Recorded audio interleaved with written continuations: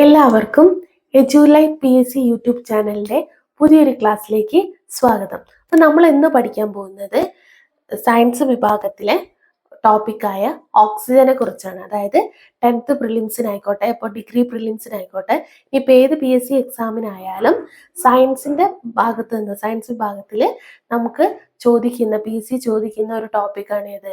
ഓക്സിജനും ഹൈഡ്രജനും ഒക്കെ. അപ്പോൾ ആ ഒരു ടോപ്പിക്കിലുള്ള ഓക്സിജനെ കുറിച്ചാണ് നമ്മൾ ഇന്ന് ഡിസ്കസ് ചെയ്യുന്നത്. അപ്പം നമുക്ക് പഠിച്ചു തുടങ്ങിയാലോ അല്ലേ? അപ്പം ഓക്സിജനെ കുറിച്ച് കുറേ പോയിന്റ്സ് നിങ്ങൾക്ക് അറിയുന്നതായിരിക്കും. അപ്പോൾ ഒന്ന് റീഫ്രഷ് ചെയ്ത് എടുക്കുക. കൂടുതലായിട്ട് ഓക്സിജനെ കുറിച്ച് മനസ്സിലാക്കേണ്ട പോയിന്റ്സ് ഒന്നും ഉണ്ടാവില്ല, ഒരുപാട് പോയിന്റ്സ് നമുക്ക് അറിയുന്ന തന്നെയായിരിക്കും. അപ്പം എന്തായാലും ഓക്സിജനെ കുറിച്ചാണ് നമ്മൾ പറയുന്നത്. അപ്പം ഓക്സിജൻ എന്ന് പറഞ്ഞാൽ എന്താ? നമ്മൾ ചെറിയ ക്ലാസ് തൊട്ടേ പഠിക്കുന്ന ഒന്നാണ് എന്ത്? ജീവവായു എന്നറിയപ്പെടുന്ന മൂലകമാണ് ഇത് ഓക്സിജൻ അല്ലെ? അപ്പം ഓക്സിജൻ എന്ന് പറയുന്നത് എന്താണ്? ജീവവായു എന്നറിയപ്പെടുന്ന മൂലകമാണ് ഇത് ഓക്സിജൻ. അതേപോലെ തന്നെ അടുത്ത പോയിന്റ് എന്താ? ഭൂവൽക്കത്തിൽ ഏറ്റവും കൂടുതൽ കാണപ്പെടുന്ന മൂലകമാണ് ഇത് ഓക്സിജൻ. അപ്പം ഫസ്റ്റ് പോയിന്റ് എന്തായിരുന്നു? ജീവവായു അല്ലെ? ജീവവായു എന്നറിയപ്പെടുന്ന മൂലകമാണ് ഇത് ഓക്സിജൻ. ദെൻ അടുത്തത് ഭൂവൽക്കത്തിൽ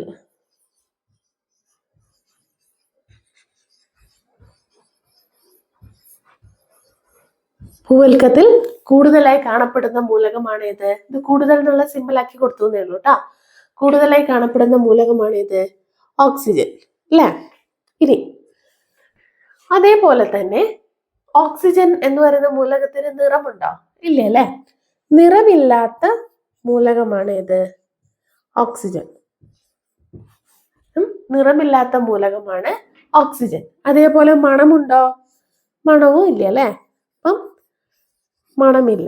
മണമില്ലാത്ത മൂലകമാണ് ഇത് ഓക്സിജൻ. ഇനി ഓക്സിജൻ വായുവിൽ എങ്ങനെയാ? വായുവിനേക്കാളും സാന്ദ്രത കൂടിയ മൂലകമാണോ അതോ സാന്ദ്രത കുറഞ്ഞ മൂലകമാണോ? അപ്പം ഓക്സിജൻ എന്ന് പറയുന്നത് വായുവിനേക്കാൾ സാന്ദ്രത കൂടിയ മൂലകമാണ് ഇത് ഓക്സിജൻ.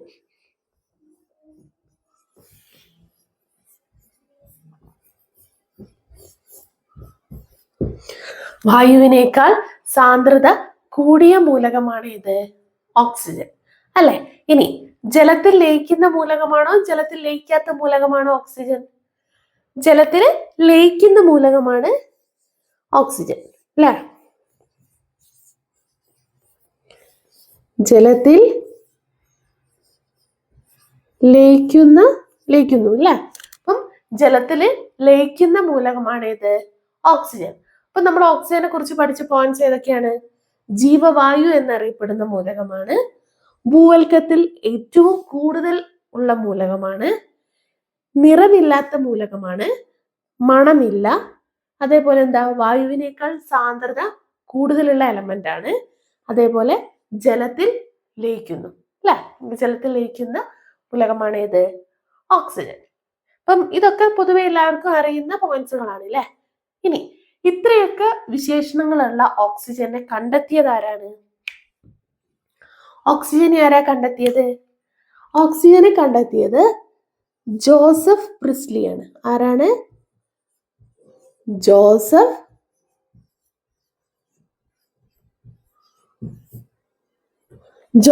പ്രിസ്ലി എന്ന് പറയുന്ന സയന്റിസ്റ്റ് ആണ് എന്ത്? ഓക്സിജനെ കണ്ടെത്തിയത്. ഓക്സിജൻ കണ്ടെത്തിയത് ആരാണ്? ജോസഫ് പ്രിസ്ലി ആണ്. ഏത് വർഷം? 1774 അല്ലെ? അപ്പൊ 1774 ജോസഫ് പ്രിസ്ലി കണ്ടെത്തിയ ഒരു എലമെന്റ് ആണ് ഇത് ഓക്സിജൻ. ഇനി അടുത്ത പോയിന്റ് നമ്മൾ പഠിക്കുന്നത് ഓക്സിജനെ കണ്ടെത്തിയത് നമ്മൾ പറഞ്ഞു ആരാണ്? ജോസഫ് പ്രിസ്ലി എന്ന് പറയുന്ന സയന്റിസ്റ്റ് ആണെന്ന് പറഞ്ഞു. ഇനി ഓക്സിജന് ആ പേര്, അതായത് ജോസഫ് പ്രിസ്ലി ഒരു മൂലകം കണ്ടെത്തി, ആ മൂലകത്തിന് ഓക്സിജൻ എന്ന് പറയുന്ന പേര് നൽകിയത് വേറൊരു സയന്റിസ്റ്റ് ആണ്. ആരാണ്? ലാവോസിയർ. ആരാണ്? ലാവോസിയർ എന്താണ്? ഓക്സിജന് ആ പേര് നൽകി അല്ലെ?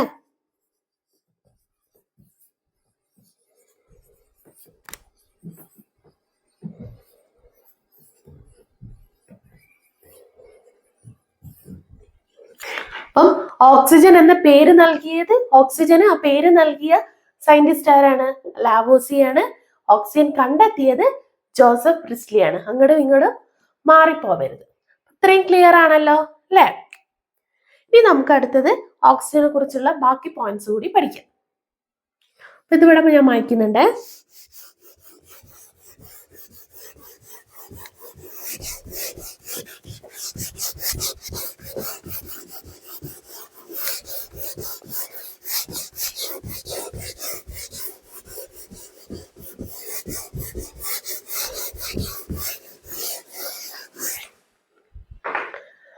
അടുത്തത് നമ്മൾ പറയുന്നത് ഓക്സിജന്റെ ആറ്റോമിക് നമ്പർ എത്രയാണ് നമ്മൾ അറിഞ്ഞിരിക്കേണ്ട കാര്യമാണ്. ഓക്സിജന്റെ ആറ്റോമിക് നമ്പറിന് സെറ്റ് എന്നിട്ടാ പോരെ? ആറ്റോമിക് നമ്പറിന് നമ്മൾ സിമ്പിള് റെപ്രസെന്റ് ചെയ്യുക സെറ്റിലല്ലേ അല്ലെ? അപ്പം ഓക്സിജന്റെ ആറ്റോമിക് നമ്പർ എന്ന് പറയുന്നത് എത്രയാണ്? 8 ആണ് അല്ലെ? അതായത് അതിലുള്ള ഇലക്ട്രോൺസിന്റെ എണ്ണം എന്ന് പറയുന്നത് എത്രയാണ്? 8 ആണ് അല്ലെ? അപ്പം ഓക്സിജന്റെ ആറ്റോമിക് നമ്പർ 8 ആണ്. ഇനി ഓക്സിജൻ പീരിയോഡിക് ടേബിളില് ഏത് ഗ്രൂപ്പിലാണെന്നും ഏത് പീരീഡിലാണെന്നും നമ്മൾ അറിഞ്ഞിരിക്കണം അല്ലെ? അതായത് നമ്മൾ എല്ലാ മൂലകങ്ങളെയും നമ്മൾ തിരിച്ചറിഞ്ഞിട്ടുള്ള എല്ലാ മൂലകങ്ങളെയും കൂടെ നമ്മൾ എന്ത് ചെയ്യുന്നുണ്ട്? ഒരു ഗ്രൂപ്പില് അതിന്റെ ആറ്റോമിക് നമ്പറിന്റെ ഒക്കെ ബേസിൽ എന്ത് ചെയ്യുന്നുണ്ട്? അറേഞ്ച് ചെയ്തിട്ടുണ്ട് അല്ലെ? അപ്പൊ അങ്ങനെ അറേഞ്ച് ചെയ്തിട്ടുള്ള ആ ഒരു ടേബിളിനെയാണ് നമ്മൾ എന്ത് പറയുന്നത്? പീരിയോഡിക് ടേബിൾ എന്ന് പറയുന്നത്. ഈ പീരിയോഡിക് ടേബിളില് ഓരോ മൂലകത്തിനും ഓരോ സ്ഥാനമുണ്ട്. അപ്പൊ ആ ഓരോ സ്ഥാനത്തിലുള്ള ഓരോ മൂലകത്തിന്റെയും സാന്ദ്രത ആയിക്കോട്ടെ, ഇനി അതിന്റെ ഇലക്ട്രോ നെഗറ്റിവിറ്റിന്റെ കേസിലായാലും മാസിന്റെ കേസിലാണെങ്കിലും ഒക്കെ ഓരോ പ്രത്യേകതകൾ ഉണ്ടാവും അല്ലെ? അതിന്റെയൊക്കെ ബേസിലായിരിക്കും ആ പീരിയോഡിക് ടേബിളിൽ അവയുടെ അറേഞ്ച്മെന്റ് ഉണ്ടായിരിക്കുക. അപ്പൊ അടുത്തടുത്തുള്ള രണ്ട് ഗണങ്ങൾ തമ്മിലും ഗ്രൂപ്പിലുള്ള ഓരോ അടുത്തടുത്തുള്ള രണ്ടാൾ തമ്മിലൊക്കെ എന്തുണ്ടാവും? തമ്മിൽ ഒരുപാട് സിമിലാരിറ്റീസ് ഉണ്ടാവും. അപ്പൊ ആ ഒരു ബന്ധത്തിന്റെ അടിസ്ഥാനത്തിലൊക്കെ ആ ഗ്രൂപ്പിലും നമുക്ക് പീരീഡ്സിലും ഒക്കെ കാണാൻ പറ്റും. അപ്പം അതേപോലെ ഓക്സിജൻ ഉൾപ്പെടുന്ന ഗ്രൂപ്പും പീരീഡും ഏതാണെന്ന് നമ്മൾ അറിഞ്ഞിരിക്കണം. അപ്പം എന്താണ് പീരീഡ്, എന്താണ് ഗ്രൂപ്പ് എന്നതിനെ കുറിച്ചൊരു ധാരണ നമുക്ക് ഉണ്ടായിരിക്കണം. അപ്പം എന്താണ് ഒരു പീരിയോഡിക് ടേബിളില് ഗ്രൂപ്പ് എന്ന് പറഞ്ഞാലും അതേപോലെ ഒരു പീരിയോഡിക് ടേബിളിലെ പീരീഡ് എന്ന് പറഞ്ഞാലും നമുക്ക് എന്താണ്? അതായത് ഇപ്പം ഇങ്ങനെയല്ല ഏകദേശം പീരിയോഡിക് ടേബിൾ എന്ന് പറയുന്നത് ഇപ്പോ ഇങ്ങനെയായിരിക്കും അല്ലെ? ഒരു സാധാ ടേബിൾ പോലെ അല്ലെ ഏകദേശം. അപ്പം ഒരു ടേബിൾ എടുത്തിട്ടുണ്ടെങ്കിൽ ഇങ്ങനെയല്ലേ കൃത്യരൂപം? ഇവിടെ അങ്ങോട്ട് വ്യത്യാസമൊക്കെ ഉണ്ട്. ഹൈഡ്രജൻ ഇവിടെ മാറിയിട്ടാണ് വരിക ഒക്കെ ചെയ്യാട്ടോ. അപ്പം ഇങ്ങനെ ഒരു ടേബിൾ നമ്മളിപ്പോ ഒരു ടേബിൾ ആയിട്ട് കൺസിഡർ ചെയ്താൽ ഒരു ടേബിൾ ആയിട്ട് കൺസിഡർ ചെയ്തിട്ടുണ്ടെങ്കിൽ ആ ടേബിളിലുള്ള കുത്തനെയുള്ള കോളങ്ങളെ നമ്മൾ എന്ത് പറയും? ഗ്രൂപ്പ് എന്ന് പറയും. അതായത് ഇപ്പൊ ഒരു ടേബിൾ ആയിട്ട് കൺസിഡർ ചെയ്യുകയാണെങ്കിൽ ആ ടേബിളിലുള്ള കുത്തനെയുള്ള കോളങ്ങളെ നമ്മൾ എന്ത് പറയും? ഗ്രൂപ്പ് എന്നും വിലങ്ങനെയുള്ള കോളങ്ങളെ നമ്മൾ എന്ത് പറയും? പീരീഡ് എന്നും പറയും. ഓക്കെ, അതായത് പീരിയോഡിക് ടേബിളില് നമ്മൾ ഒരു ടേബിളായി കൺസിഡർ ചെയ്യുമ്പോൾ ആ ടേബിളിലെ കുത്തനെയുള്ള കോളങ്ങളെ നമ്മൾ ഗ്രൂപ്പ് എന്നും വിലങ്ങനെയുള്ള കോളങ്ങളെ നമ്മൾ എന്ത് പറയും? പീരീഡ് എന്നും പറയും. അപ്പം ഗ്രൂപ്പില് നമ്മൾ പീരിയോഡിക് ടേബിൾ പറയുമ്പോൾ പീരിയോഡിക് ടേബിളിലെ കുത്തനെയുള്ള കോളങ്ങളെ നമ്മൾ ഗ്രൂപ്പ് എന്നും വിലങ്ങനെയുള്ള കോളങ്ങളെ നമ്മൾ എന്തും പറയും? പീരീഡ് എന്നും പറയും. അങ്ങനെയാണെങ്കിൽ ഓക്സിജൻ ഉൾപ്പെടുന്ന ഗ്രൂപ്പ് എന്ന് പറയുന്നത് പീരിയോഡിക് ടേബിളില് ഓക്സിജൻ ഉൾപ്പെടുന്ന ഗ്രൂപ്പ് എന്ന് പറയുന്നത് ഏതാണ്? 16 ആണ്. 16ാമത്തെ ഗ്രൂപ്പിലാണ് ഓക്സിജൻ ഉൾപ്പെടുന്നത്. അതായത് ഓക്സിജൻ ഉൾപ്പെടുന്ന ഗ്രൂപ്പ് ഏതാണ്? 16 ആണ്. അപ്പൊ മൊത്തം എത്ര ഗ്രൂപ്പ് ഉണ്ട്? ഒരു പീരിയോഡിക് ടേബിളിൽ മൊത്തം 18 ഗ്രൂപ്പാണ് ഉള്ളത്. ആ 18 ഗ്രൂപ്പില് 16ാമത്തെ ഗ്രൂപ്പിൽ ഉൾപ്പെടുന്ന എലമെന്റ് ആണ് ഏത്? ഓക്സിജൻ. ക്ലിയർ അല്ലേ? ഇനി അടുത്തത് ഓക്സിജൻ ഉൾപ്പെടുന്ന പീരീഡ്. ഓക്സിജൻ ഉൾപ്പെടുന്ന പീരീഡ് എന്ന് പറയുന്നത് 2 ആണ്. ഓക്സിജൻ ഉൾപ്പെടുന്ന പീരീഡ് എത്രയാണ്? 2 ആണ്. അപ്പൊ രണ്ടാമത്തെ പീരീഡ് ആയതുകൊണ്ട് തന്നെ അതിന്റെ തൊട്ട് മുന്നുള്ള പീരീഡ് എന്ന് പറയുന്നത് 1ാമത്തെ പീരീഡ് ആയിരിക്കുമല്ലോ അല്ലെ? ആ 1ാമത്തെ പീരീഡിൽ ഉൾപ്പെടുന്ന മൂലകങ്ങൾ ഏതൊക്കെയാണ്? ഹൈഡ്രജനും ഹീലിയവും. ഒന്ന് ഓർത്ത് വെച്ചേക്കുക. അതായത് ഫസ്റ്റ് പീരിയോഡിക് ടേബിളിലെ ഫസ്റ്റ് പീരീഡിൽ ഉൾപ്പെടുന്ന മൂലകങ്ങൾ എന്ന് പറയുന്നത് ഏതൊക്കെയാണ്? ഹൈഡ്രജനും ഹീലിയവുമാണ്. അപ്പം ഓക്സിജൻ ഉൾപ്പെടുന്നത് ഏത് പീരീഡിലാണ്? 2ാമത്തെ പീരീഡിലാണ്. ഓക്കെ. ഗ്രൂപ്പോ 16ാമത്തെ ഗ്രൂപ്പാണ്. മൊത്തം ഒരു പീരിയോഡിക് ടേബിൾ എത്ര ഗ്രൂപ്പ് ഉണ്ട്? 18 ഗ്രൂപ്പ് ഉണ്ട്. ആ 18 ഗ്രൂപ്പില് 16ാമത്തെ ഗ്രൂപ്പിലാണ് ആര് ഉൾപ്പെടുന്നത്? ഓക്സിജൻ ഉൾപ്പെടുന്നത്. ക്ലിയർ അല്ലേ? ഇനി അടുത്ത നമ്മൾ പറയുന്നത് ഓക്സിജന്റെ ആറ്റോമിക് മാസ് ആണ്. അതൊന്ന് അറിഞ്ഞിരിക്കണം. ഓക്സിജന്റെ ആറ്റോമിക് മാസ് എന്ന് പറയുന്നത് 15.999 AMU. അതേപോലെ തന്നെ പഠിച്ചോളൂ കേട്ടോ, യൂണിറ്റ് ആണ് അത്. അപ്പം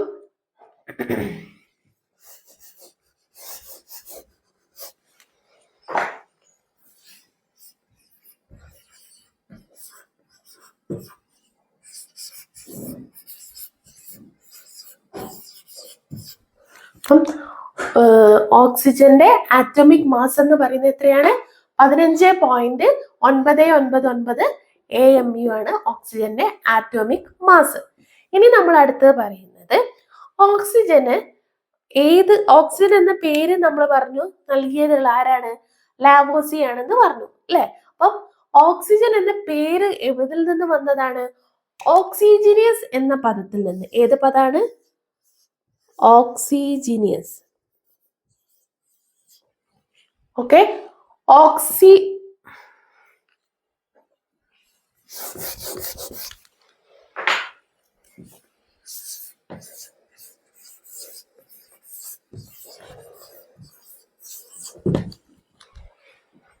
ഓക്കെ. അപ്പം ഓക്സിജീനിയസ് എന്ന പദത്തിൽ നിന്നാണ്, ഓക്സിജീനിയസ് എന്ന് പറയുന്ന പദത്തിൽ നിന്നാണ് എന്ത്? ഓക്സിജൻ എന്ന പദം ഉണ്ടായത്. അതായത് ഓക്സിജീനിയസ് എന്ന വാക്കിൽ നിന്നാണ് എന്തായത്? ഓക്സിജൻ എന്ന പദം വന്നത്. അപ്പം ഓക്സിജൻ എന്ന പദം വന്ന്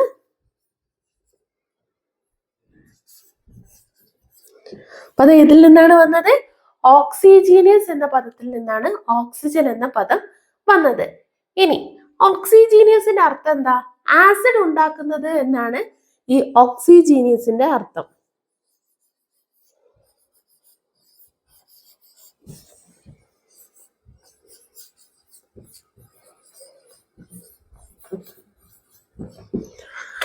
ഓക്കെ. അപ്പം ഓക്സിജീനിയസ് എന്ന പദത്തിൽ നിന്നാണ് ഓക്സിജൻ എന്ന പദം ഉണ്ടായത്. അപ്പൊ ഈ ഓക്സിജീനിയസിന്റെ അർത്ഥം എന്താണ്? ആസിഡ് ഉണ്ടാക്കുന്നത് എന്നാണ് ഓക്സിജീനിയസിന്റെ അർത്ഥം.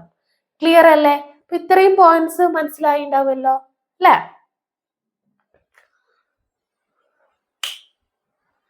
ഇനി നമ്മള് ഓക്സിജന്റെ മറ്റു പോയിന്റ്സുകളിലേക്കാണ് പോകുന്നത്.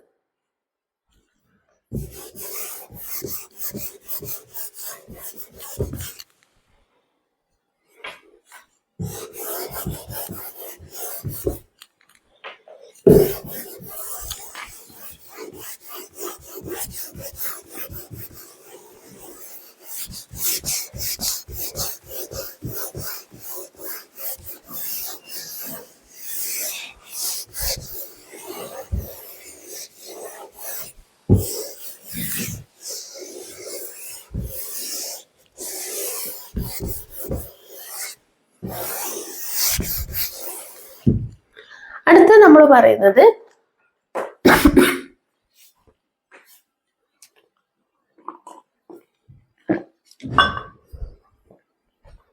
അടുത്ത പോയിന്റ്, ഇപ്പൊ ഓക്സിജന്റെ ഏത് പീരീഡിലാണെന്നും ഗ്രൂപ്പ് ഏതാണെന്നൊക്കെ നമ്മൾ പറഞ്ഞു അല്ലെ? ഇനി ഓക്സിജൻ എന്ന് പറയുന്നത് എന്താ? ഭൂവൽക്കത്തിൽ ഏറ്റവും കൂടുതൽ കാണപ്പെടുന്ന ഒരു മൂലകമാണ് ഇത് ഓക്സിജൻ. അപ്പൊ എത്ര ഉണ്ടാവും ഏകദേശം അളവ്? ഓക്സിജന്റെ അളവ് എന്ന് പറഞ്ഞാല് ഭൂവൽക്കത്തില് ഏകദേശം 45 മുതൽ 50% വരെയാണ് ഉള്ളത്. 45% മുതൽ 50% വരെയാണ് ഭൂവൽക്കത്തിൽ ഓക്സിജന്റെ അളവ്.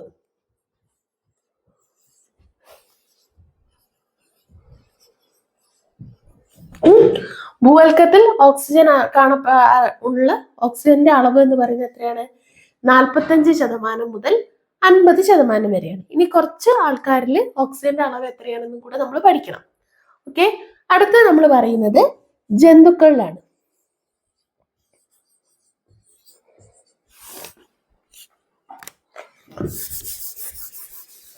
അടുത്തത് ജന്തുക്കളിലും സസ്യങ്ങളിലും ഏകദേശം 60% മുതൽ 70% വരെയാണ് ഓക്സിജന്റെ അളവ്.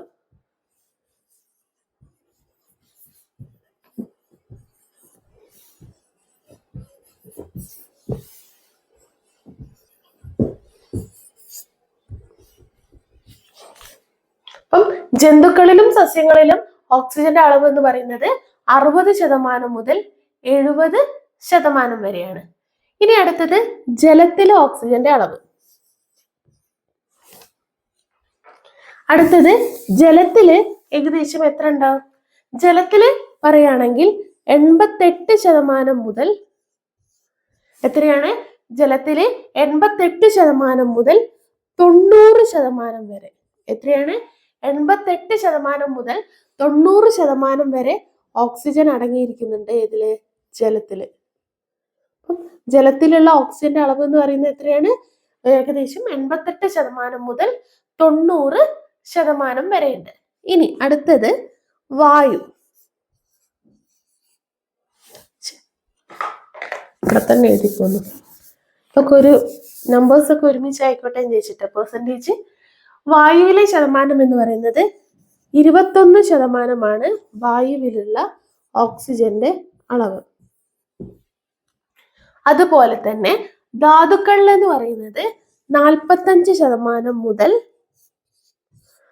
50% വരെയാണ് ഏത്? ധാതുക്കളില് ഓക്സിജന്റെ അളവ്. ഇതൊന്ന് ഓർത്ത് വെച്ചേക്കുക, എക്സാമിന് ചോദിച്ച് കാണാറുണ്ട്. അപ്പം ഓക്സിജന്റെ അളവ് ഭൂവൽക്കത്തിൽ 45% മുതൽ 50% വരെ, ജന്തുക്കളിൽ 60% മുതൽ 70% വരെ, അത്ര തന്നെയാണ് സസ്യങ്ങളിലും 60% മുതൽ 70% വരെ, ജലത്തില് 88% മുതൽ 90% വരെ, വായുവില് 21% വരെ, അതേപോലെ ധാതുക്കളിൽ 45% മുതൽ 45% മുതൽ 50% വരെയാണ് ഇത് ധാതുക്കളില് ഓക്സിജന്റെ അളവെന്ന് പറയുന്നത്. ഇനി നമ്മള് ശ്വാസോച്ഛ്വാസം നടത്തല്ലോ, ശ്വാസോച്ഛ്വാസം. നമ്മൾ അങ്ങനെ ശ്വാസോച്ഛ്വാസം നടത്തുന്ന സമയത്ത് ഉൾക്കൊള്ളുന്ന, അതായത് മനുഷ്യനില് ശ്വാസോച്ഛ്വാസം നടക്കുമ്പോൾ ഉൾക്കൊള്ളുന്ന ഓക്സിജൻ എന്ന് പറയുന്നത് എത്രയാണ്? 1.5 ഗ്രാമിനും 2.5 ഗ്രാമിനും ഇടയിലാണ്. ഇത്രയുടെ ഇടയിലാണ് 1.5 ഗ്രാമിനും 2.5 ഗ്രാമിനും ഇടയിലാണ് നമ്മളെ ശ്വസന സമയത്ത് അല്ലെങ്കിൽ ശ്വസനത്തില് മനുഷ്യരിൽ ഉൾക്കൊള്ളുന്ന ഓക്സിജന്റെ അളവ് എന്ന് പറയുന്നത് 1.5 ഗ്രാമിനും അതേപോലെ 2.5 ഗ്രാമിനും ഇടയ്ക്കാണ്. ക്ലിയർ ആണല്ലോ? എന്താണ് ഐസോടോപ്പുകൾ? ഐസോടോപ്പ് എന്ന് പറഞ്ഞാൽ എന്താ? നമ്മൾ പഠിച്ചിട്ടുണ്ട് അല്ലേ? അപ്പൊ എന്താണ് ഐസോടോപ്പ്? ഐസോടോപ്പ് എന്ന് പറഞ്ഞിട്ടുണ്ടെങ്കിൽ ഓരോ മൂലകം തന്നെയായിരിക്കും, ഒരേ ആറ്റോമിക് നമ്പറും വ്യത്യസ്തമായ മാസ് നമ്പറുമുള്ള ഒരേ മൂലകത്തിന്റെ ആറ്റങ്ങളെ തന്നെയാണ് എന്ത് പറയുക? ഐസോടോപ്പ് എന്ന് പറയാം. ഐസോടോപ്പുകൾ എന്ന് പറഞ്ഞാൽ ഒന്നും കൂടി പറയാം. ഐസോടോപ്പുകൾ എന്ന് പറഞ്ഞാൽ ഒരേ മൂലകം തന്നെയായിരിക്കും. എന്താ പ്രത്യേകത ഐസോടോപ്പുകൾ? അവയ്ക്ക് ഒരേ ആറ്റോമിക് നമ്പർ ആയിരിക്കും. അതായത് Z എന്ന് പറയുന്നത് എന്തായിരിക്കും? 1 തന്നെയായിരിക്കും. പക്ഷേ അവയുടെ ആറ്റോമിക് മാസ് എന്തായിരിക്കും? വ്യത്യസ്തവുമായിട്ടിരിക്കും. അങ്ങനെ ഒരേ ആറ്റോമിക് നമ്പറും വ്യത്യസ്ത ആറ്റോമിക് മാസുമുള്ള ഒരേ മൂലകത്തിന്റെ ആറ്റങ്ങളെയാണ് നമ്മൾ എന്ത് പറയാ? ഐസോടോപ്പുകൾ എന്ന് പറയാം. അപ്പൊ നമ്മൾ ഓക്സിജന്റെ ഐസോടോപ്പുകൾ എന്ന് പറയുന്നത് എത്രയൊക്കെയാണ്? ഓക്സിജന്റെ ഐസോടോപ്പുകളാണ് O16, O17, O18. അപ്പൊ നമ്മൾ ഒരു മൂലകത്തിന്റെ ആറ്റോമിക് നമ്പർ എന്ന് പറയുന്നത് ഇവിടെയും ആറ്റോമിക് മാസ് ഇവിടെയാണ് എഴുതുക. അറിയാലോ, നമ്മൾ പഠിച്ചിട്ടുണ്ട് അല്ലെ? അപ്പം ഇതിപ്പോ ഒരു മൂലകപ്പം ഒരു എലമെന്റ് എക്സ് ആയി എടുത്താല് അല്ലെ, എക്സ് എന്ന് പറയുന്ന ഒരു എലമെന്റ് ആണ്. അതിന്റെ ആറ്റോമിക് മാസ് ആയിരിക്കും ഇവിടെ ഉണ്ടാവുക, അതിന്റെ ആറ്റോമിക് നമ്പർ ആയിരിക്കും താഴെ എഴുതുക. അറിയാലോ? അങ്ങനെയാണെങ്കിൽ എന്താണ്? അപ്പൊ ഐസോടോപ്പിനെ കുറിച്ചാണ് നമ്മൾ പറയുന്നത്. അപ്പൊ ഓക്സിജന്റെ ഐസോടോപ്പുകൾ ഏതൊക്കെയാ? O16, O17, O18. ഇവിടെയൊക്കെ എന്തായിരിക്കും? ആറ്റോമിക് നമ്പർ, ഓക്സിജന്റെ ആറ്റോമിക് നമ്പർ എത്രയായിരുന്നു? 8 അല്ലേ? ഇതിന്റെയൊക്കെ ആറ്റോമിക് നമ്പർ എത്രയായിരിക്കും? 8 ആയിരിക്കും. പക്ഷെ ആറ്റോമിക് മാസ് വ്യത്യസ്തമായിരിക്കും. അതുകൊണ്ടാണ് ഓക്സിജന്റെ ഐസോട്ടോപ്പുകളായിട്ട് ഇവയെ കണക്കാക്കുന്നത്. O16, O17, O18. ക്ലിയർ ആണല്ലോ? ഇനി അടുത്തത് നമ്മൾ പറയുന്നത് ഓക്സിജന്റെ ഐസോട്ടോപ്പ് കഴിഞ്ഞാൽ ഇനി ഓക്സിജനെ എങ്ങനെയാണ് നിർമ്മിക്കുക. അതായത് ഇപ്പം അന്തരീക്ഷത്തിലൊക്കെ ഓക്സിജൻ എങ്ങനെയാണ് എത്തുന്നുണ്ട് അല്ലെ? അപ്പം നമ്മൾ കാണുന്നതിലൊക്കെ എങ്ങനെയാ? പ്രകാശ സംശ്ലേഷണം വഴി, ഫോട്ടോസിന്തസിസ് വഴി ഓക്സിജൻ എത്തുന്നുണ്ട്. അപ്പം ഇനി വ്യാവസായികമായിട്ട് എങ്ങനെയാണ് ഓക്സിജൻ നിർമ്മിക്കുന്നത്? വ്യാവസായികമായിട്ട് ഓക്സിജൻ നിർമ്മിക്കുന്ന പ്രക്രിയയാണ് എന്ത് പറയുന്നത്? ആംശിക സ്വേദനം എന്ന് പറയുന്നത്.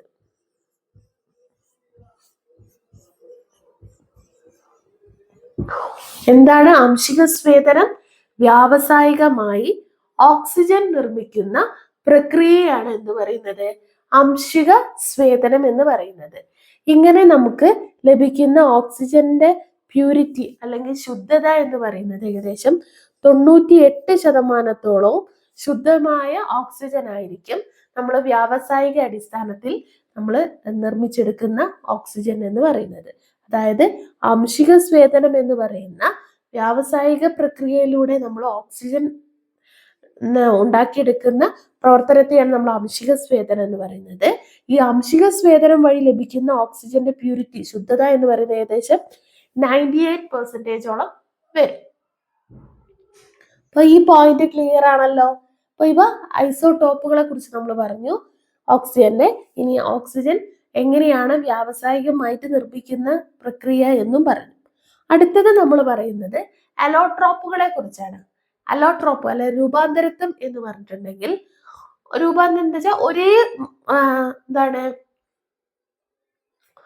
ഒരേ മൂലകം തന്നെയായിരിക്കും.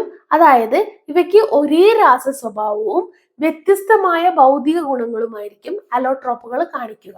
അതായത് ഒരു മൂലകത്തിന്റെ തന്നെ ഒരേ രാസ സ്വഭാവവും വ്യത്യസ്തമായ ഭൗതിക ഗുണങ്ങളും കാണിക്കുന്ന ഒരു മൂലകത്തിന്റെ ആറ്റങ്ങളെന്നോ അല്ലെങ്കിൽ ആ ഒരു അവസ്ഥയെ എന്താണ് നമ്മൾ പറയുക?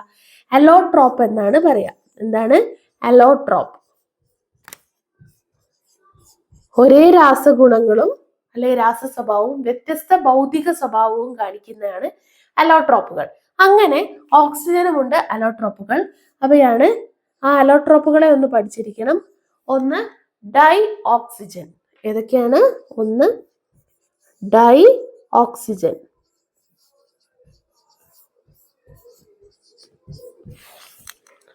രണ്ടാമത്തെ ആളാണ്, അടുത്തത് നമ്മൾ പഠിക്കേണ്ട ആളാണ് ഓസോൺ. ആരാണ്? ഓസോൺ. O3. അടുത്ത ആളാണ് ആര്?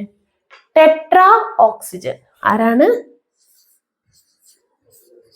Tetra oxygen. ഒരു അലോട്രോപ്പും കൂടി ഉണ്ട്, അതാണ് ഒക്ടാ ഓക്സിജൻ.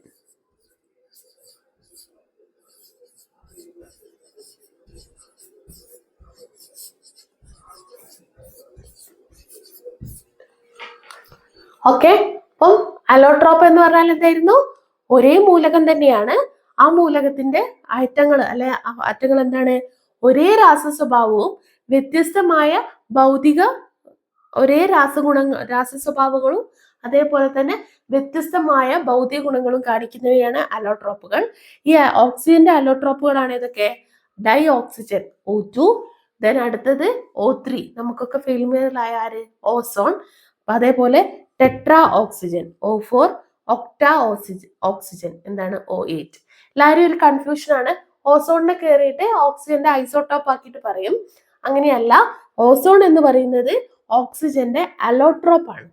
എന്താണ്? ഓക്സിജൻ എന്ന് പറയുന്ന എലമെന്റിന്റെ അലോട്രോപ്പ് ആണ് ഓസോൺ. അപ്പം ഓസോണിനെ കുറിച്ചൊന്ന് നമ്മൾ പഠിക്കണം. ദെൻ നമുക്ക് പഠിക്കാം. അതിന് മുന്നേ ഒരു പോയിന്റ് കൂടെ. അപ്പം ഓക്സിജനെ കുറിച്ച് നമ്മൾ ഇത്രയും കാര്യങ്ങൾ പറഞ്ഞല്ലേ. ഇനി ഓക്സിജൻ എന്ന് പറയുന്നത് ഓക്സിജനും ഹൈഡ്രജനും കൂടി ചേർന്നിട്ട്, അതായത് കൃത്യമായി പറഞ്ഞാൽ 2:1 എന്ന് പറയുന്ന അനുപാതത്തിൽ അല്ലെ പ്രപ്പോർഷണലില് ഹൈഡ്രജനും ഓക്സിജനും കൂടി ചേർന്ന് നിർമ്മിക്കുന്ന ഒരു സംയുക്തമുണ്ട്. ആ സംയുക്തമാണ് ഏത്? ജലം. അല്ലെ?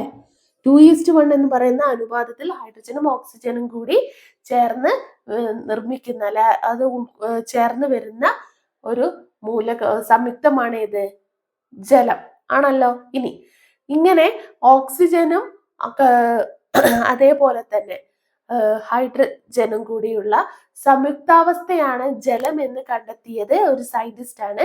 ആ സയന്റിസ്റ്റിന്റെ പേര് ഒന്ന് ഓർത്ത് വെച്ചേക്കുക. അദ്ദേഹമാണ് ഹെൻറി കാവൻഡിഷ്. നമ്മൾ ഹൈഡ്രജനെ കുറിച്ച് പഠിക്കുമ്പം അവിടെ നമ്മൾ കേൾക്കുന്ന ഒരു പേരാണ്. ഓക്കെ, അപ്പം എന്താണ് ജലം എന്ന് പറയുന്ന സംയുക്തം, അതായത് ജലം എന്ന് പറയുന്ന സംയുക്തം ഹൈഡ്രജനും ഓക്സിജനും കൂടി ചേർന്നിട്ടുള്ള ഒരു സംയുക്താവസ്ഥയാണ്, അല്ലെങ്കിൽ അതാണെന്ന് കണ്ടെത്തിയത് ആരാണ്? ഹെൻറി കാവൻഡിഷ് ആണ്. ക്ലിയർ ആണല്ലോ അല്ലെ? അപ്പൊ നമ്മള് ഓക്സിജന്റെ ഐസോടോപ്പുകളെ കുറിച്ച് പറഞ്ഞു, അലോട്രോപ്പുകളെ കുറിച്ച് പറഞ്ഞു, ഓക്സിജനും ഹൈഡ്രജനും ചേർന്നാൽ ഉണ്ടാകുന്ന സംയുക്തം പറഞ്ഞു, അത് കണ്ടെത്തിയ സയന്റിസ്റ്റിനെ കുറിച്ച് പറഞ്ഞു. അതേപോലെ ഓക്സിജനെ വ്യാവസായികമായി നിർമ്മിക്കുന്ന പ്രക്രിയയും അതിൽ നിന്ന് ലഭിക്കുന്ന ഓക്സിജന് എത്ര ശതമാനത്തോളം അത് പ്യൂർ ആണെന്നുമുള്ളതും പറഞ്ഞു അല്ലെ? ഇനി അടുത്തത് ഓസോണിന്റെ അലോട്രോപ്പ് നമ്മൾ പറഞ്ഞല്ലോ. 4 അലോട്രോപ്പുകളെ കുറിച്ച് നമ്മൾ പഠിച്ചു. അതില് നമുക്ക് എക്സാമിനൊക്കെ ചോദിച്ചു കണ്ടിട്ടുള്ള ഒരാളാണ് ആര്? ഓസോൺ. അപ്പൊ ആ ഓസോണിനെ കുറിച്ചാണ് നമ്മൾ ഇനി അടുത്ത് പഠിക്കുന്നത്.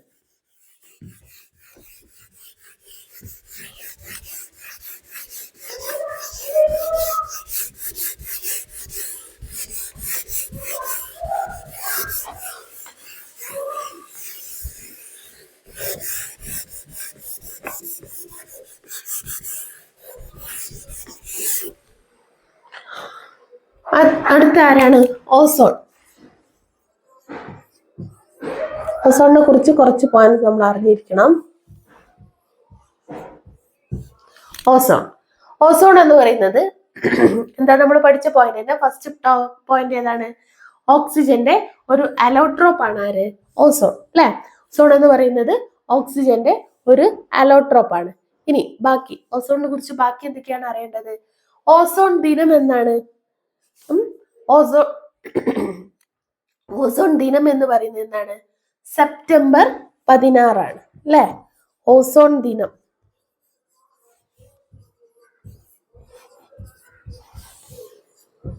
സെപ്റ്റംബറിനാണ്, ഷോർട്ടാക്കി എഴുതിയ കേട്ടോ. സെപ്റ്റംബർ 16 നമ്മൾ ഓസോൺ ദിനമായിട്ട് ആചരിക്കുന്നത്. ഇനി ഓസോൺ എവിടെയാണ് കാണപ്പെടുന്നത് കൂടുതലായിട്ടും? ഓസോൺ കാണപ്പെടുന്നത് എവിടെയാണ്? ഓസോൺ കൂടുതലായി കാണപ്പെടുന്നത് ഏത് അന്തരീക്ഷത്തിൽ ഏത് പാളിയിലാണ് ഓസോൺ കൂടുതലായി കാണുന്നത്? സ്ട്രാറ്റോസ്ഫിയറിലാണ്.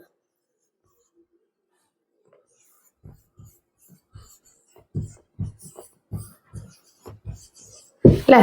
അപ്പം ഓസോൺ പാളിക്ക് വിള്ളലൊക്കെ വരുന്നതിനെ കുറിച്ച് നമ്മൾ പറഞ്ഞു അല്ലെ? ഇനി ഓസോൺ പാളിക്ക് വിള്ളൽ വരാൻ കാരണമാവുന്നത് എന്താണ്? നമ്മൾ ഉപയോഗിക്കുന്ന CFC നമ്മൾ ചുരുക്കപ്പേരിൽ പറയുന്ന ക്ലോറോ ഫ്ലൂറോ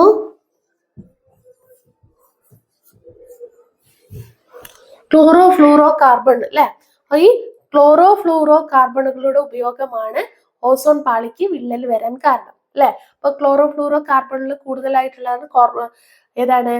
ഈ കാർബൺ മോണോക്സൈഡ് ഒക്കെ കൂടുതൽ അടങ്ങിയിട്ടുള്ള വാതകങ്ങളും ഒക്കെ അടങ്ങിയിട്ടുള്ള ഈ ക്ലോറോ ഫ്ലൂറോ CFCയുടെ അമിതമായ ഉപയോഗമാണ് എന്ത്? ഓസോൺ പാളിക്ക് വിള്ളൽ വരാൻ കാരണം. ഇനി ഓക്സിജന് നിറമുണ്ടോ? ഓക്സിജൻ എന്ന് പറയുന്ന എലമെന്റിന് നിറമുണ്ടോ? ഇല്ല അല്ലെ? നമ്മൾ പറഞ്ഞു ഓക്സിജൻ എന്ന് പറയുന്നത് ഒരു നിറമില്ലാത്ത മൂലകമാണെന്ന് അല്ലെ? പക്ഷേ ഓക്സിജന്റെ അലോട്രോപ്പായ ഓസോണിന് നിറമുണ്ട്. ഏത് നിറമാണ്? നീല നിറമാണ്. ഏത് നിറമാണ്? നീല നിറമാണ്. ഓക്കെ, അപ്പൊ നീല നിറമുള്ള ഓക്സിജന്റെ അലോട്രോപ്പ് ആണ് ആര്? ഓസോൺ. ഓക്കെ, ഓക്സിജന്റെ അലോട്രോപ്പ്, നീല നിറമുള്ള അലോട്രോപ്പ് ആണ് ആര്? ഓസോൺ. അതേപോലെ ഓസോൺ ദിനം സെപ്റ്റംബർ 16. ഓസോൺ കാണപ്പെടുന്ന അന്തരീക്ഷത്തിലെ പാളി സ്ട്രാറ്റോസ്ഫിയർ. ഓസോൺ പാളിക്ക് വിള്ളല് വരാൻ കാരണമാകുന്ന എന്താണ്? ക്ലോറോ ഫ്ലൂറോ കാർബണുകൾ അല്ലെ? അപ്പൊ ഇത്രയും പോയിന്റ്സ് ആണ് നിങ്ങൾ എന്തിനെ കുറിച്ച് പഠിക്കേണ്ടത്? ഓക്സിജന്റെ അലോട്രോപ്പായ ഓസോണിനെ കുറിച്ച് അറിഞ്ഞിരിക്കേണ്ടത്. ഇനി ഓക്സിജന്റെ തന്നെ മറ്റൊരു അലോട്രോപ്പ് ആയിരുന്നു ഏത്? ടെട്രാ ഓക്സിജൻ അല്ലെ? O2 എന്ന് പറയുന്ന ടെട്രാ ഓക്സിജൻ ആണ് ഏത്? ഓക്സിജന്റെ മറ്റൊരു അലോട്രോപ്പ് ആണ്. അതിന്റെ നിറം ഒന്ന് ഓർത്തു വെച്ചേക്കുക. ടെട്രാ ഓക്സിജന്റെ നിറം എന്ന് പറയുന്നത് ഏതാ? ചുവപ്പാണ്. ടെട്രാ ഓക്സിജന്റെ ഏതാണ്? O2 ട്ടോ. ടെട്രാ ഓക്സിജന്റെ നിറം എന്ന് പറയുന്നത് ഏതാണ്? ചുവപ്പ് നിറമാണ്. ഒന്ന് ഓർത്തു വെച്ചാൽ മതി. ഓക്കെ, അപ്പം ഓസോൺ ക്ലിയർ ആണല്ലോ അല്ലെ? ഇനി നമ്മൾ അടുത്തത് കുറച്ചുകൂടി ഓക്സിജന്റെ പോയിന്റ്സ് കൂടി പഠിക്കാനുണ്ട്. അതുകൂടി ഒന്ന് നോക്കാം.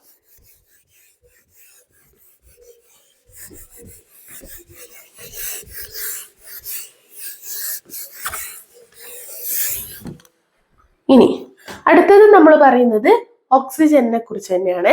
അടുത്തത് ഓക്സിജൻ എന്ന് പറയുന്നത് നമ്മൾ പറഞ്ഞു അന്തരീക്ഷത്തിൽ ഓക്സിജൻ എത്തുന്നുണ്ടെന്ന് അല്ലെ? അപ്പം അന്തരീക്ഷത്തിൽ എങ്ങനെയാണ് ഓക്സിജൻ എത്തുന്നത്?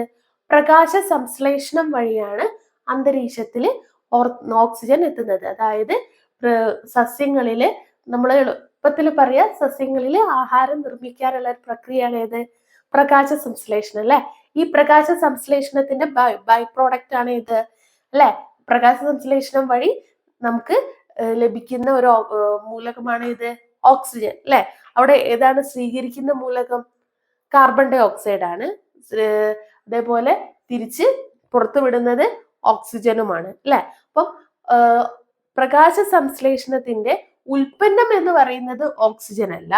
പ്രകാശ സംശ്ലേഷണത്തിന്റെ ഉൽപ്പന്നം എന്ന് പറയുന്നത് അന്നജമാണ്. പ്രകാശ സംശ്ലേഷണത്തിന്റെ ഉൽപ്പന്നം എന്ന് പറയുന്നത് അന്നജവും പ്രകാശ സംശ്ലേഷണത്തിന്റെ ഉപ ഉൽപ്പന്നമാണ് ആര്? പ്രകാശ സംശ്ലേഷണത്തിന്റെ ഉപ ഉൽപ്പന്നമാണ് ആര്? ഓക്സിജൻ എന്ന് പറയുന്നത്. ഓക്കെ, പ്രകാശ സംശ്ലേഷണത്തിന്റെ ഉപ ഉൽപ്പന്നമാണ് ഓക്സിജൻ. ഉൽപ്പന്നം ഏതാണ്? അന്നജമാണ്. ക്ലിയർ?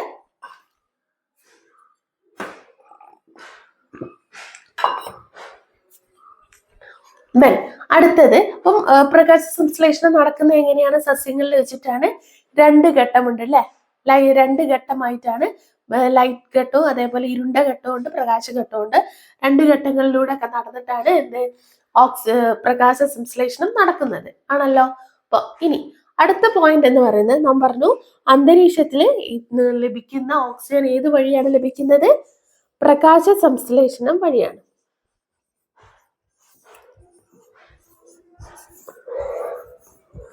വഴിയാണ് അന്തരീക്ഷത്തിൽ എന്തെത്തുന്നത്? ഓക്സിജൻ എത്തുന്നത്. അടുത്തത് അന്തരീക്ഷത്തിൽ ഏറ്റവും കൂടുതലുള്ള മൂലകം ഏതാണ്? ഓക്സിജൻ ആണോ? അല്ല. അന്തരീക്ഷത്തിൽ ഏറ്റവും കൂടുതലുള്ള മൂലകം നൈട്രജൻ ആണ്. ഭൂവൽക്കത്തിലാണ് ഏറ്റവും കൂടുതലുള്ള മൂലകം ഏത്? ഓക്സിജൻ വരുന്നത്. ഇനി ഈ അന്തരീക്ഷത്തിൽ നമ്മൾ പറഞ്ഞു പ്രകാശ സംശ്ലേഷണം വഴിയാണ് ഓക്സിജൻ എത്തുന്നത്.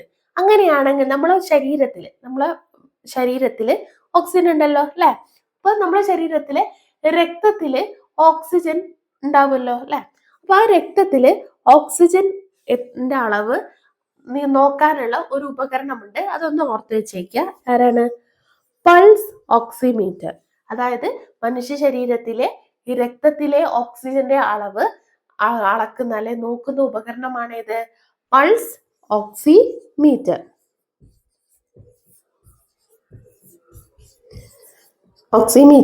ഇനി പൾസ് ഓക്സിമീറ്റർ വഴിയാണ് നമ്മൾ നമ്മുടെ മനുഷ്യ ശരീരത്തിലെ രക്തത്തിലെ ഓക്സിജന്റെ അളവ് കണ്ടെത്തുക. 98 മുതൽ 100% വരെ 98 മുതൽ 100% വരെ എന്ത് വേണം? നമ്മളെ രക്തത്തില് ഓക്സിജന്റെ അളവ് വേണം അല്ലെ? ഇനി അപ്പം ഇത് പൾസ് ഓക്സിമീറ്റർ എന്ന് പറഞ്ഞിട്ടുണ്ടെങ്കിൽ നമ്മളിങ്ങനെ ഹോസ്പിറ്റലിലൊക്കെ പോയിട്ടുണ്ടെങ്കിൽ എന്തെങ്കിലും വന്നാലും നമ്മൾ പോയിട്ടുണ്ടെങ്കിൽ നമ്മളെ കൈയിന്റെ മുകളിൽ ഇങ്ങനെ ഒരു കുഞ്ഞൊരു ഉപകരണം ഇടില്ലേ? ഇങ്ങനെ അതിന്റെ മുകളിൽ ഇങ്ങനെ റേറ്റ് അറിയാം. അതാണ് ഓക്സിജൻ നോക്കുന്നതാണ്. അതിന്റെ പേരാണ് എന്ത്? പൾസ് ഓക്സിമീറ്റർ എന്നാണ് വയ്ക്കുക. അപ്പൊ വിരലിലൊക്കെ നമ്മൾ ക്ലിപ്പ് ചെയ്ത് കഴിഞ്ഞിട്ടാണ് ഈ ഉപകരണം യൂസ് ചെയ്യുക. അപ്പൊ പൾസ് ഓക്സിമീറ്റർ എന്നാണ് അതിന്റെ പേര്. എത്ര വേണം? 98 മുതൽ 100% വരെ എന്ത് വേണം? രക്തത്തിൽ ഓക്സിജന്റെ അളവ് വേണം. അപ്പൊ നമുക്കിത് ഈ ഒരു ഉപകരണം കൊണ്ട് എന്ത് ചെയ്യാം? രക്തത്തിലെ O2 ഓക്സിജന്റെ സാച്ചുറേഷൻ, അതേപോലെ തന്നെ ഹൃദയത്തിന്റെ മിടിപ്പ്, ഇത് വെച്ചിട്ട് നമുക്ക് ഹൃദയമിടിപ്പൊക്കെ നോക്കാൻ പറ്റും. പൾസ് ഓക്സിമീറ്റർ വെച്ചിട്ട് എന്ത് ചെയ്യാം? രക്തത്തിലെ ഓക്സിജന്റെ സാച്ചുറേഷൻ, അതായത് SpO2, അതേപോലെ ഹൃദയമിടിപ്പൊക്കെ നമുക്ക് കണ്ടെത്താൻ വേണ്ടിയിട്ട് ഹെൽപ്പ് ചെയ്യുന്ന ഉപകരണമാണ് ഇത്, ഈ പൾസ് ഓക്സിമീറ്റർ. അപ്പൊ ഈ പൾസ് ഓക്സിമീറ്ററിന്റെ സഹായത്തോടെയാണ് നമ്മൾ എന്ത് ചെയ്യുക? നമ്മളിവിടെ ഓക്സിജന്റെ കാര്യം പറയുന്നതുകൊണ്ട് എന്ത് പറയാം? രക്തത്തിലെ ഓക്സിജന്റെ അളവ് കണ്ടെത്തുക. എത്ര വരെ വേണം? അത് ഒരു 98 മുതൽ 100% വരെ എന്ത് വേണം? രക്തത്തിൽ ഓക്സിജൻ അളവ് വേണം. അപ്പൊ നമ്മൾ ജസ്റ്റ് അറിഞ്ഞിരിക്കുക. അപ്പൊ പ്രകാശ സംശ്ലേഷണം എന്ന് പറയുന്നത് സസ്യങ്ങളിലെ ഹരിതകണത്തിൽ വെച്ചിട്ടാണ് നടക്കുന്നത്, അല്ലെ? പ്രകാശ സംശ്ലേഷണം നടക്കുന്നത് എവിടെ വെച്ചിട്ടാണ്? ഹരിതകണത്തിൽ വെച്ചിട്ടാണ്, അല്ലെ? ഇനി പ്രകാശ സംശ്ലേഷണത്തിന് നമ്മൾ പറഞ്ഞിട്ടുണ്ട് 2 ഘട്ടങ്ങൾ ഉണ്ട് അല്ലേ? അപ്പൊ പ്രകാശ സംശ്ലേഷണത്തിന് 2 ഘട്ടങ്ങളാണുള്ളത്. ഒന്ന് പ്രകാശ ഘട്ടം അല്ലെങ്കിൽ ലൈറ്റ് റിയാക്ഷൻ, അതേപോലെ ഇരുണ്ട ഘട്ടം ഡാർക്ക് റിയാക്ഷൻ. അങ്ങനെ 2 ഘട്ടങ്ങളിലാണ് പ്രകാശ സംശ്ലേഷണം നടക്കുന്നത്. അപ്പം ഞാൻ ഏതൊക്കെയാണ്? പ്രകാശഘട്ടം, അതേപോലെ ഏതാണ്? ഇരുണ്ട ഘട്ടം. അങ്ങനെ 2 ഘട്ടങ്ങളിലാണ് പ്രകാശ സംശ്ലേഷണം നടക്കുന്നത്. ഇനി ഈ പ്രകാശ സംശ്ലേഷണം നടക്കുന്ന ഒന്നാമത്തെ ഘട്ടമാണ് ഏത്? പ്രകാശഘട്ടം, അല്ലെ? Light reaction. ഈ ഘട്ടം നടക്കുന്നത് എവിടെയാണ്? ഹരിതകണത്തിലെ ഗ്രാനയിൽ വെച്ചിട്ടാണ്. എവിടെ വെച്ചിട്ടാണ്? ഹരിതകണത്തിലെ ഗ്രാനയിൽ വെച്ചിട്ടാണ് പ്രകാശഘട്ടം നടക്കുന്നത്. അവിടെയാണ് എന്ത് നിർമ്മിക്കുന്നത്? ATPയുടെ നിർമ്മാണമൊക്കെ നടക്കുന്നത് ഈ ലൈറ്റ് റിയാക്ഷൻ അല്ലെ പ്രകാശ ഘട്ടത്തിൽ വെച്ചിട്ടാണ്. ഇനി ഇരുണ്ട ഘട്ടത്തിൽ വെച്ചിട്ടാണ് ഏത്? ഫൈനൽ പ്രോഡക്റ്റ് ആയ ഏത്? അന്നജം അല്ലെങ്കിൽ സ്റ്റാർച്ച് നിർമ്മിക്കപ്പെടുന്നത് ഈ ഇരുണ്ട ഘട്ടത്തിൽ വെച്ചിട്ടാണ്. ജസ്റ്റ് ഒന്ന് അറിഞ്ഞിരിക്കുക. അപ്പൊ നമ്മൾ കഴിഞ്ഞ ക്ലാസ്സിൽ പറഞ്ഞിട്ടുണ്ടായിരുന്നു പ്രകാശ സംശ്ലേഷണത്തിന്റെ ഉൽപ്പന്നമാണ് ഓക്സിജൻ എന്നും ഉൽപ്പന്നമാണ് അന്നജം എന്നും ഓർത്തു വെക്കുക. ഓക്കെ. ഇനി അടുത്തത് നമ്മൾ പഠിക്കുന്നത് അടുത്ത ആളാണ് ആര്? കാർബോജൻ. ആരാണ്? കാർബോജൻ. എന്താണ് കാർബോജൻ? കാർബോജൻ എന്ന് പറഞ്ഞിട്ടുണ്ടെങ്കിൽ ഓക്സിജന്റെയും കാർബൺ ഡൈ ഓക്സൈഡിന്റെയും കൂടി ഒരു മിശ്രിതമാണ് കാർബോജൻ. ഏതൊക്കെയാണ്? ഓക്സിജന്റെയും അതേപോലെ കാർബൺ ഡൈ ഓക്സൈഡ്.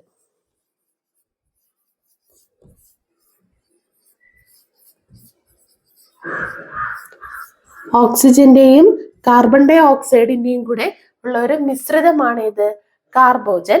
എന്തിനാണ് യൂസ് ചെയ്യുന്നത് കാർബോജൻ? കൃത്രിമ ശ്വാസത്തിനൊക്കെ ശ്വാസം നൽകാൻ. എന്തിനാണ്? കൃത്രിമ ശ്വാസം നൽകാനൊക്കെ ഉപയോഗിക്കുന്ന ഒന്നാണ് ഇത് കാർബോജൻ. ഓക്കെ. ഇവിടെ 95% ഓക്സിജനും ബാക്കി 5% കാർബൺ ഡൈ ഓക്സൈഡും ആണ് ഉണ്ടാവുക. ഓക്സിജൻ എത്ര ഉണ്ടാവും? 95%. ആരായിരിക്കും? ഓക്സിജനും കാർബൺ ഡൈ ഓക്സൈഡ് ഇവിടെ 5% ആയിരിക്കും ഉണ്ടാവുക. ഒന്ന് ഓർത്ത് വെച്ചേക്കുക, അത്രേ ഉള്ളൂ. അപ്പം കാർബോജൻ എന്ന് പറഞ്ഞിട്ടുണ്ടെങ്കിൽ ഓക്സിജന്റെയും അതേപോലെ തന്നെ കാർബൺ ഡൈ ഓക്സൈഡിന്റെയും കൂടിയുള്ള ഒരു മിശ്രിതമാണ്. കൃത്രിമ ശ്വാസം നൽകാനാണ് ഉപയോഗിക്കുന്നത്. ഓക്സിജന്റെ അളവ് കാർബോജനിൽ 95%വും കാർബൺ ഡൈ ഓക്സൈഡ് 5%വുമാണ് ഉണ്ടാവുക. ക്ലിയർ ആണല്ലോ അല്ലേ? ഇനി അടുത്ത നമ്മൾ പറയുന്നത് പൊട്ടാസ്യം പെർമാംഗനേറ്റ് ഇല്ലേ? എക്സാമിന് ചോദിച്ചു കണ്ടിട്ടുള്ള ഒരു ക്വസ്റ്റ്യൻ ആണ്. പൊട്ടാസ്യം പെർമാംഗനേറ്റ് ചൂടാക്കുമ്പോൾ നമുക്ക് ലഭിക്കുന്ന വാതകം അല്ലെങ്കിൽ മൂലകം ഏതാണ്? ഓക്സിജൻ ആണ് കേട്ടോ. അതൊന്ന് ഓർത്ത് വെച്ചേക്കുക. പൊട്ടാസ്യം പെർമാംഗനേറ്റ്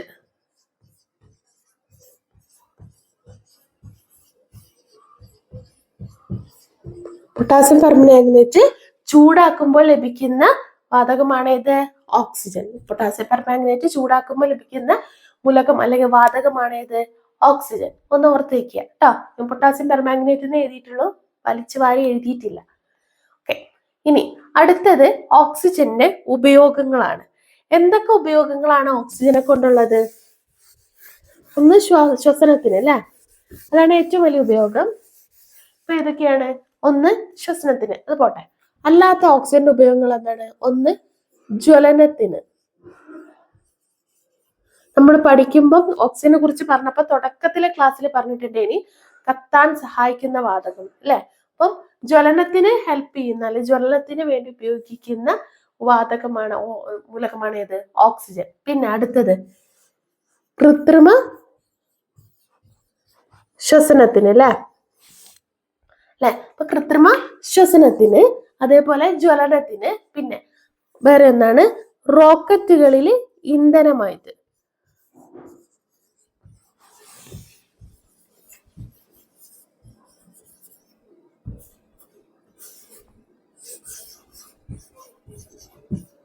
റോക്കറ്റുകളിൽ ഇന്ധനമായിട്ട് ഉപയോഗിക്കും. ഓക്സിജൻ ആണ് ഉപയോഗിക്കുക. അതായത് റോക്കറ്റുകളിൽ ഓക്സിജന്റെ ദ്രാവക രൂപത്തിലുള്ള ദ്രാവക ഓക്സിജൻ ആണ് ഉപയോഗിക്കുക. ഇവിടെ ഇന്ധനമായിട്ട് ഓക്സിജന്റെ ദ്രാവക ഓക്സിജൻ ആണ് ഈ റോക്കറ്റുകളിൽ എന്ത് ചെയ്യുക? ഇന്ധനമായിട്ട് ഉപയോഗിക്കുക. ഒന്ന് ഓർത്ത് വെച്ചേക്കുക. പിന്നെ അടുത്തത് എന്താ? ജലശുദ്ധീകരണത്തിന്. അടുത്തത് ജലശുദ്ധീകരണത്തിന്.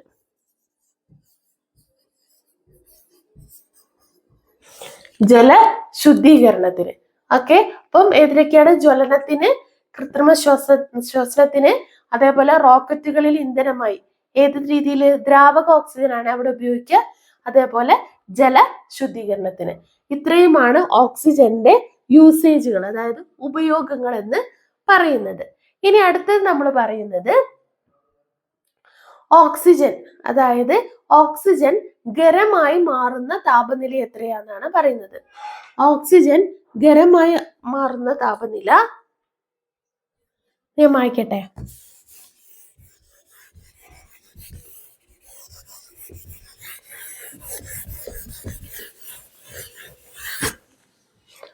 ഓക്സിജൻ ഖരമായി മാറുന്ന താപനില എന്ന് പറയുന്നത് -219 degrees Celsius or 362 degree Fahrenheit. അപ്പം ഓക്സിജൻ ഖരമായി മാറുന്നത് -219 ഡിഗ്രി സെൽഷ്യസ് അല്ലെങ്കിൽ -362 ഡിഗ്രി ഫാരൻഹീറ്റ് താപനിലയിലാണ് എന്താവുന്നത്? ഓക്സിജൻ ഖരമായിട്ട് മാറുന്നത്. ഖരമായി മാറുന്നതാണ്. ഇനി അടുത്തത് ഓക്സിജൻ ദ്രാവകമായി മാറുന്നതോ? ഓക്സിജൻ ദ്രാവകമായി മാറുന്നത്, ഓക്സിജൻ ദ്രാവകമായി മാറുന്ന താപനില എന്ന് പറയുന്നത് എത്രയാണ്? -183 ഡിഗ്രി സെൽഷ്യസ് അല്ലെങ്കിൽ നമ്മൾ ഫാരൻഹീറ്റിൽ പറയുകയാണെങ്കിൽ -297 ഡിഗ്രി ഫാരൻഹീറ്റിലാണ് എന്താവുന്നത്? ദ്രാവകമായിട്ട് എന്ത് മാറുന്നത്? ഓക്സിജൻ ദ്രാവകമായി മാറുന്ന താപനില എന്ന് പറയുന്നത് -183 ഡിഗ്രി സെൽഷ്യസ് അല്ലെങ്കിൽ -297 ഡിഗ്രി ഫാരൻഹീറ്റ് ആണ്. ഓക്സിജൻ ഖരമായി മാറുന്നത് -219 ഡിഗ്രി സെൽഷ്യസ് അല്ലെങ്കിൽ -362 ഡിഗ്രി ഫാരൻഹീറ്റിലാണ് ഖരമായിട്ട് മാറുക. ഓക്കെ, അതൊന്ന് ഓർത്ത് വെക്കുക. ഇനി ഹൈഡ്രജന്റെ ഐസോട്ടോപ്പുകൾ അറിയാലോ, പഠിച്ചിട്ടുണ്ടല്ലേ നമ്മൾ അല്ലെ. അപ്പം ഈ ഹൈഡ്രജന്റെ ഒരു ഐസോട്ടോപ്പ് ആണ് ആര്? ഡ്യൂട്ടീരിയം. അപ്പം ഈ ഡ്യൂട്ടീരിയവും ഓക്സിജനുമായിട്ട് പ്രവർത്തിച്ചിട്ട് അല്ലെങ്കിൽ രണ്ടും കൂടെ ചേർന്നിട്ട് ഉണ്ടാകുന്ന ഒരു സംയുക്തമാണ് ഏത്? ഘനജലം.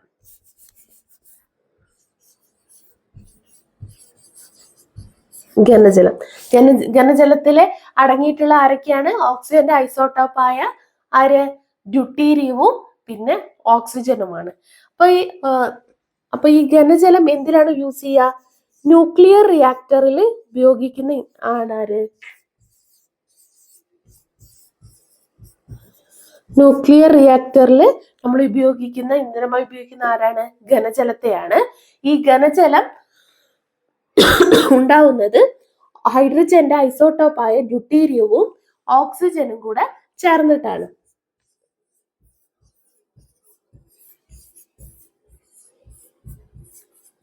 ഡ്യൂട്ടീരിയവും ഓക്സിജനും ചേർന്നിട്ടാണ് ഘനജലം വരുന്നത്. അപ്പൊ ന്യൂക്ലിയർ റിയാക്ടറിൽ ഉപയോഗിക്കുന്നുണ്ട്. അതേപോലെ നമ്മൾ ഓർത്ത് വെക്കേണ്ട മറ്റൊരു പോയിന്റ് ആണ്, നിങ്ങൾ ശ്രദ്ധിച്ചിട്ടുണ്ടാവും ഈ അലൂമിനിയം അതേപോലെ അയൺ പോലെയുള്ള മെറ്റൽസ് ഇല്ലേ, ഇവയുടെയൊക്കെ കാലക്രമേണ എന്ത് ചെയ്യും, അതിന്റെ ഈ തിളക്കം കുറയും അല്ലെ. ആ ഒരു വാങ്ങുമ്പോൾ ഉണ്ടാവുന്ന നമ്മൾ തുടക്കത്തിൽ കാണുന്ന അത്രയുള്ള ഒരു തിളക്കം പിന്നെ അങ്ങോട്ട് ഉണ്ടാവില്ല. അതെന്താണെന്ന് വെച്ചിട്ടുണ്ടെങ്കിൽ ഈ അലൂമിനിയവും അയണും ഒക്കെ എന്ത് ചെയ്യും, ഓക്സിജനുമായിട്ട് പ്രവർത്തിക്കും. അങ്ങനെ കാലക്രമേണ ഓക്സിജനുമായിട്ടുള്ള ഈ പ്രവർത്തനം കൊണ്ടാണ് അവയുടെ ആ തിളക്കം നഷ്ടമാവുന്നത്. ഓർത്ത് വയ്ക്കുക,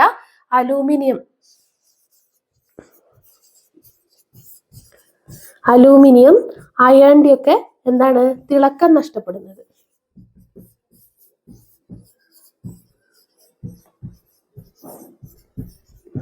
അയൺ അലൂമിനിയം പോലുള്ള ഇവിടെ തിളക്കം നഷ്ടമാവുന്നത് എന്താണ്, ഇവ ഓക്സിജനുമായിട്ട് പ്രവർത്തിക്കുന്നത് കൊണ്ടാണ്. പിന്നെ അതേപോലെ നമ്മൾ നേരത്തെ പറഞ്ഞിട്ടുണ്ടായിരുന്നു, നമ്മൾ ഓസോണിനെ കുറിച്ച് കഴിഞ്ഞ ക്ലാസ്സിൽ പഠിച്ചിട്ടില്ലേ, നമ്മളോട് പറയുന്നതിനോട് വിട്ടുപോയൊരു പോയിന്റ് ആണ് ഓക്സോൺ. ഓസോൺ എന്ന് പറയുന്നത് ചെറിയ അളവിൽ പുറത്തുവിടുന്ന സസ്യങ്ങളാണ് ഇത്, തുളസി, കറ്റാർവാഴയൊക്കെ. ഓസോൺ എന്ന് പറയുന്നത് എന്താണ്, ഓക്സിജന്റെ ഐസോഅലോട്രോപ്പായ ഓസോണിനെ ചെറിയ അളവിൽ പുറത്തുവിടുന്ന സസ്യങ്ങളാണ് ഇത്, അത് തുളസി അതേപോലെ കറ്റാർവാഴയൊക്കെ. ഓസോൺ പറഞ്ഞപ്പോൾ വിട്ടുപോയതാണ്. ഇനി അതേപോലെ ജലത്തില് വൈദ്യുത വിശ്ലേഷണം നടത്തിയിട്ടാണ് ഈ വ്യാവസായികപരമായിട്ട് നമ്മൾ പറഞ്ഞില്ല ഒരു പ്രക്രിയ, ആംശിക സ്വേദനം, അവിടെ ഓക്സിജൻ നിർമ്മിക്കുന്നത്. അതൊന്ന് ഓർത്ത് വെച്ചേക്കുക. ഓക്കെ. ഹൈഡ്രജൻ. അപ്പം എന്തൊക്കെ അറിയാം ഹൈഡ്രജൻ? ഹൈഡ്രജൻ എന്ന് പറഞ്ഞാൽ എന്താ? ഹൈഡ്രജൻ എന്ന് പറഞ്ഞാൽ എന്താ? ഹൈഡ്രജൻ അല്ലെങ്കിൽ നമ്മൾ സിമ്പിളായി പറയുമ്പോൾ H2 അല്ലെ, അങ്ങനെയും പറയാറുണ്ട് അല്ലെ. നമ്മൾ ഫസ്റ്റ് അറിഞ്ഞിരിക്കേണ്ട ഒരു കാര്യമാണ്, ഹൈഡ്രജൻ എന്ന് പറയുന്ന മൂലകം മൂലകാവസ്ഥയിൽ, അതായത് ഹൈഡ്രജൻ അതിന്റെ മൂലകാവസ്ഥയിൽ ഒരിക്കലും ഒറ്റയ്ക്ക് നിൽക്കില്ല.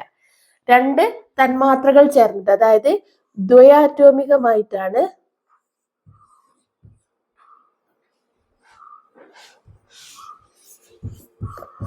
ദ്വയാറ്റോമിക തന്മാത്രയായിട്ടാണ് ഹൈഡ്രജൻ എന്ത് ചെയ്യുക, നിലനിൽക്കുക. അതുകൊണ്ട് തന്നെ നമ്മൾ ഹൈഡ്രജനെ ഡൈഹൈഡ്രജൻ എന്ന് വിളിക്കും. എന്താണ് വിളിക്കുക? ഡൈഹൈഡ്രജൻ എന്ന് വിളിക്കും. അതായത് ഹൈഡ്രജൻ എന്ന് പറഞ്ഞിട്ടുണ്ടെങ്കിൽ മൂലകാവസ്ഥയിൽ ഇത് ഇങ്ങനെയാണ് നിൽക്കുക, H2 ആയിട്ടാണ് നിൽക്കുക. അതായത് രണ്ട് തന്മാത്രകൾ കൂടി ചേർന്നിട്ടാണ് നിൽക്കുക. അപ്പോൾ അതുകൊണ്ട് തന്നെ ഹൈഡ്രജൻ എന്താണ്, ഒരു ദ്വയാറ്റോമിക തന്മാത്രയായിട്ടാണ് മൂലകാവസ്ഥയിൽ നിൽക്കുക. അതുകൊണ്ട് നമ്മൾ എന്ത് വിളിക്കും ഹൈഡ്രജനെ? ഡൈഹൈഡ്രജൻ എന്നും വിളിക്കും. എന്താണ് വിളിക്കുക? ഡൈഹൈഡ്രജൻ എന്ന് വിളിക്കും. ഓക്കെ, ഫസ്റ്റ് പോയിന്റ് ഇത് ഓർത്ത് വയ്ക്കാം. ഓക്കെ, ഇനി അടുത്ത് നമ്മൾ ഹൈഡ്രജനെ കുറിച്ച് പറയുന്നത് എന്തൊക്കെ ഹൈഡ്രജനെ കുറിച്ചുള്ള വിശേഷണങ്ങൾ പഠിച്ചിട്ടുണ്ട്? എക്സാമിനൊക്കെ എപ്പോഴും ചോദിക്കുന്ന കുറെ വിശേഷണങ്ങൾ ഉണ്ടല്ലോ. ഒന്ന്, ഭാവിയുടെ ഇന്ധനം. ഭാവിയുടെ ഇന്ധനം. ഭാവിയുടെ ഇന്ധനം എന്നറിയപ്പെടുന്ന മൂലകമാണ് ഇത് ഹൈഡ്രജൻ. ക്ലിയർ ആണല്ലോ. ഇനി അടുത്ത പോയിന്റ് നമ്മൾ പഠിക്കുന്നത് ഹരിത ഇന്ധനം. ഭാവിയുടെ ഇന്ധനം അതേപോലെ തന്നെ ഹരിത ഇന്ധനം എന്നറിയപ്പെടുന്ന മൂലകമാണ് ഇത് hydrogen. Then hydrogen periodic table അറിയാലോ, പീരിയോഡിക് ടേബിളിൽ ഏറ്റവും മുകളിലാണ് ഹൈഡ്രജൻ ഉള്ളത്.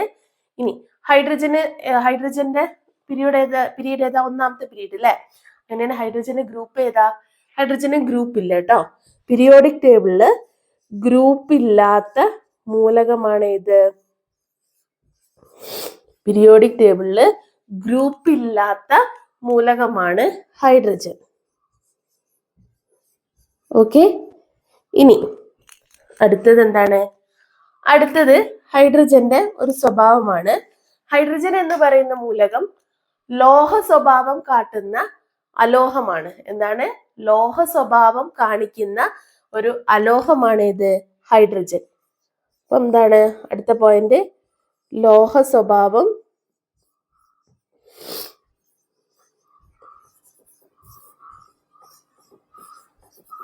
കാണിക്കുന്ന അലോഹമാണ് ആര്? ഹൈഡ്രജൻ. ക്ലിയർ? അപ്പൊ ഭാവിയുടെ ഇന്ധനം, ഹരിത ഇന്ധനം, നമ്മളെ പീരിയോഡിക് ടേബിളിന് ഒരു ഗ്രൂപ്പിൽ, പ്രത്യേകിച്ച് പറയാൻ ഒരു ഗ്രൂപ്പ് ഇല്ലാത്ത ഒരു മൂലകമാണ് ആര്? ഹൈഡ്രജൻ.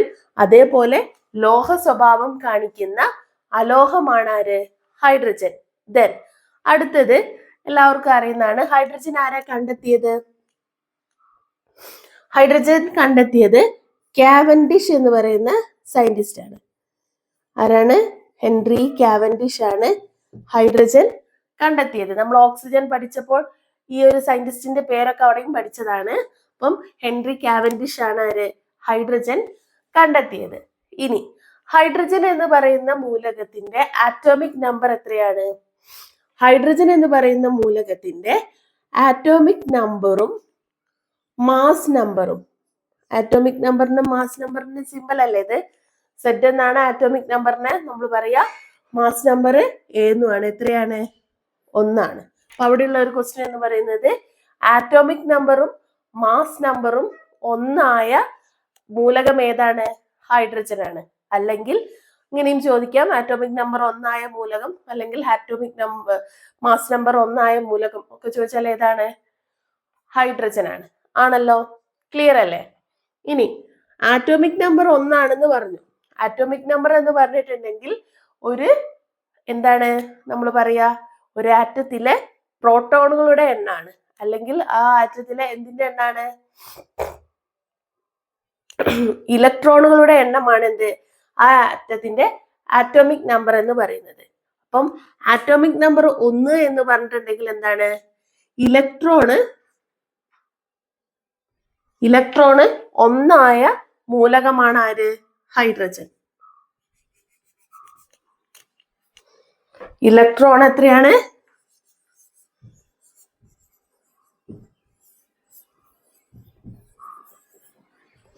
ഇലക്ട്രോണ് 1 മൂലകമാണ് ആര്?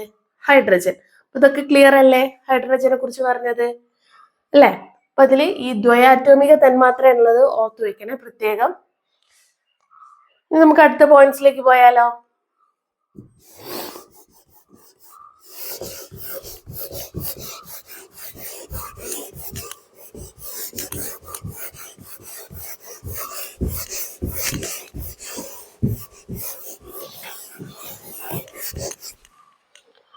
ഇനി അടുത്ത നമ്മൾ പറയുന്നത് ഹൈഡ്രജൻ കണ്ടെത്തിയത് ആരാണെന്ന് പറഞ്ഞു? കാവൻഡിഷ് ആണെന്ന് പറഞ്ഞു. ഇനി ഹൈഡ്രജൻ ആ പേര് നൽകിയത് ആരാണ്? ലാവോസിയാണ്. ആരാണ്? ലാവോസിയ. ഹൈഡ്രജൻ കണ്ടെത്തിയത് ആരാണ്? കാവൻഡിഷ് ആണ്. എന്നാൽ ഹൈഡ്രജൻ ആ പേര് നൽകിയ ആളാണ് ആര്? ലാവോസിയ. ഓക്സിജൻ പഠിച്ചപ്പോഴും നമ്മൾ ലാവോസിയ പഠിച്ചു അല്ലെ? ഇനി ഓക്സിജനും പേര് നൽകിയത് ആരായിരുന്നു? ലാവോസിയാണ്. ക്ലിയർ ആണല്ലോ? ഇനി ഹൈഡ്രജൻ എന്ന പേരിന്റെ അർത്ഥം എന്താ? ജലം ഉൽപ്പാദിപ്പിക്കുന്നത് അല്ലെ ജലം ഉണ്ടാക്കുന്നത് എന്നാണ് ഹൈഡ്രജൻ എന്ന പേരിന്റെ അർത്ഥം. അതായത് ജലം ഉണ്ടാക്കുന്നത് എന്ന അർത്ഥം വരുന്ന ഹൈഡ്രോജീനിയസ്. എന്താണ്? ഹൈഡ്രോജീനിയസ് എന്ന പദത്തിൽ നിന്നാണ് എന്ത് വന്നത്? ഹൈഡ്രജൻ എന്ന പദം വന്നത്. അപ്പം ഹൈഡ്രജൻ എന്ന വാക്ക് വന്നത്. ഈ ഹൈഡ്രജൻ എന്ന പദത്തിന്റെ അർത്ഥം എന്താണ്?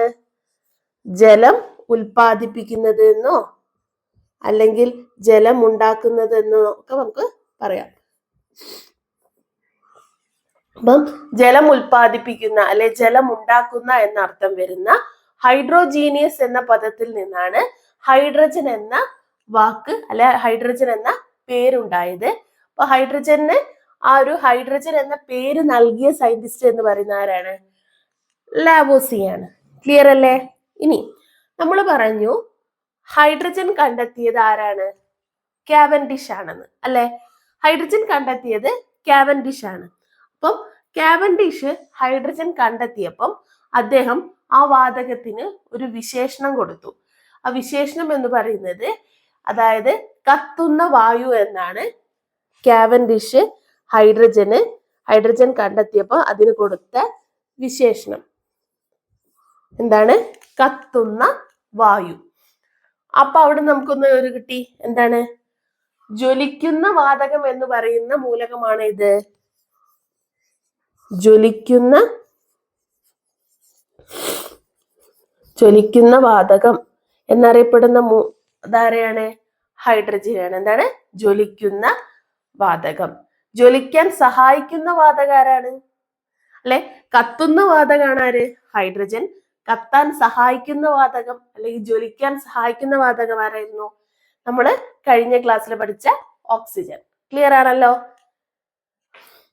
ഇനി അടുത്ത പോയിന്റ്. അപ്പൊ നമ്മള് ഹൈഡ്രജനെ കുറിച്ച് ഇങ്ങനെ പറഞ്ഞു വരികയാണ് അല്ലെ. അപ്പൊ നമ്മൾ പറഞ്ഞു ഇലക്ട്രോൺ എന്ന് പറയുന്ന ഹൈഡ്രജൻ എന്ന് പറയുന്ന ആറ്റത്തിലെ ഇലക്ട്രോൺ എന്ന് പറയുന്നത് 1 ആണ്. അപ്പൊ അതിന്റെ ആറ്റോമിക് നമ്പർ എന്ന് പറയുന്നത് എത്രയാണ്? 1 ആണ്. ആണല്ലോ? അങ്ങനെയാണെങ്കിൽ നമ്മൾ പറഞ്ഞു ആറ്റോമിക് നമ്പർ എന്ന് പറയുന്നത് ഒരു ആറ്റത്തിലെ പ്രോട്ടോണുകളുടെ എണ്ണമാണെന്ന്. ഈ പ്രോട്ടോണുകളുടെ എണ്ണം എന്ന് പറയുന്നത് എന്താ? ഇലക്ട്രോണുകളുടെ എണ്ണത്തിന് തുല്യമാണ്, അതായത് ഈക്വൽ ആണ്. അങ്ങനെയാണെങ്കിൽ ആ ഒരു ഹൈഡ്രജൻ എന്ന് പറയുന്ന ഹൈഡ്രജനില് എന്തുണ്ടോ? ന്യൂട്രോൺ ഉണ്ടോ? ന്യൂട്രോൺ ഇല്ല. അതായത് ഹൈഡ്രജൻ എന്ന് പറയുന്ന മൂലകത്തിൽ ന്യൂട്രോൺ ഇല്ല. അപ്പൊ അവിടുന്ന് എന്ത് ചോദിക്കാം? ന്യൂട്രോൺ ഇല്ലാത്ത മൂലകം.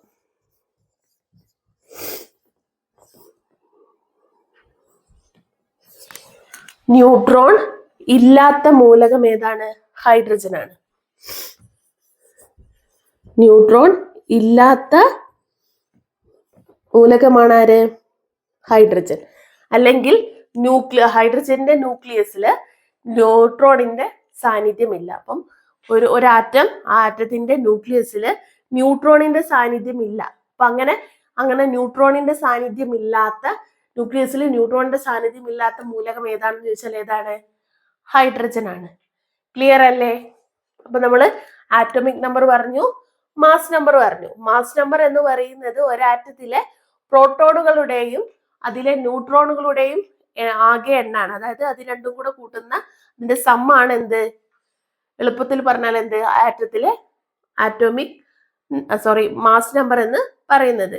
അപ്പം ഇവിടെ ന്യൂട്രോൺ ഇല്ലെങ്കിൽ എന്താ? 0. അപ്പം 1 + 0, ഒരു ഇലക്ട്രോണും അല്ലേ ഉള്ളത്. അപ്പൊ 1 + 0 = 1. അപ്പൊ എന്താണ്?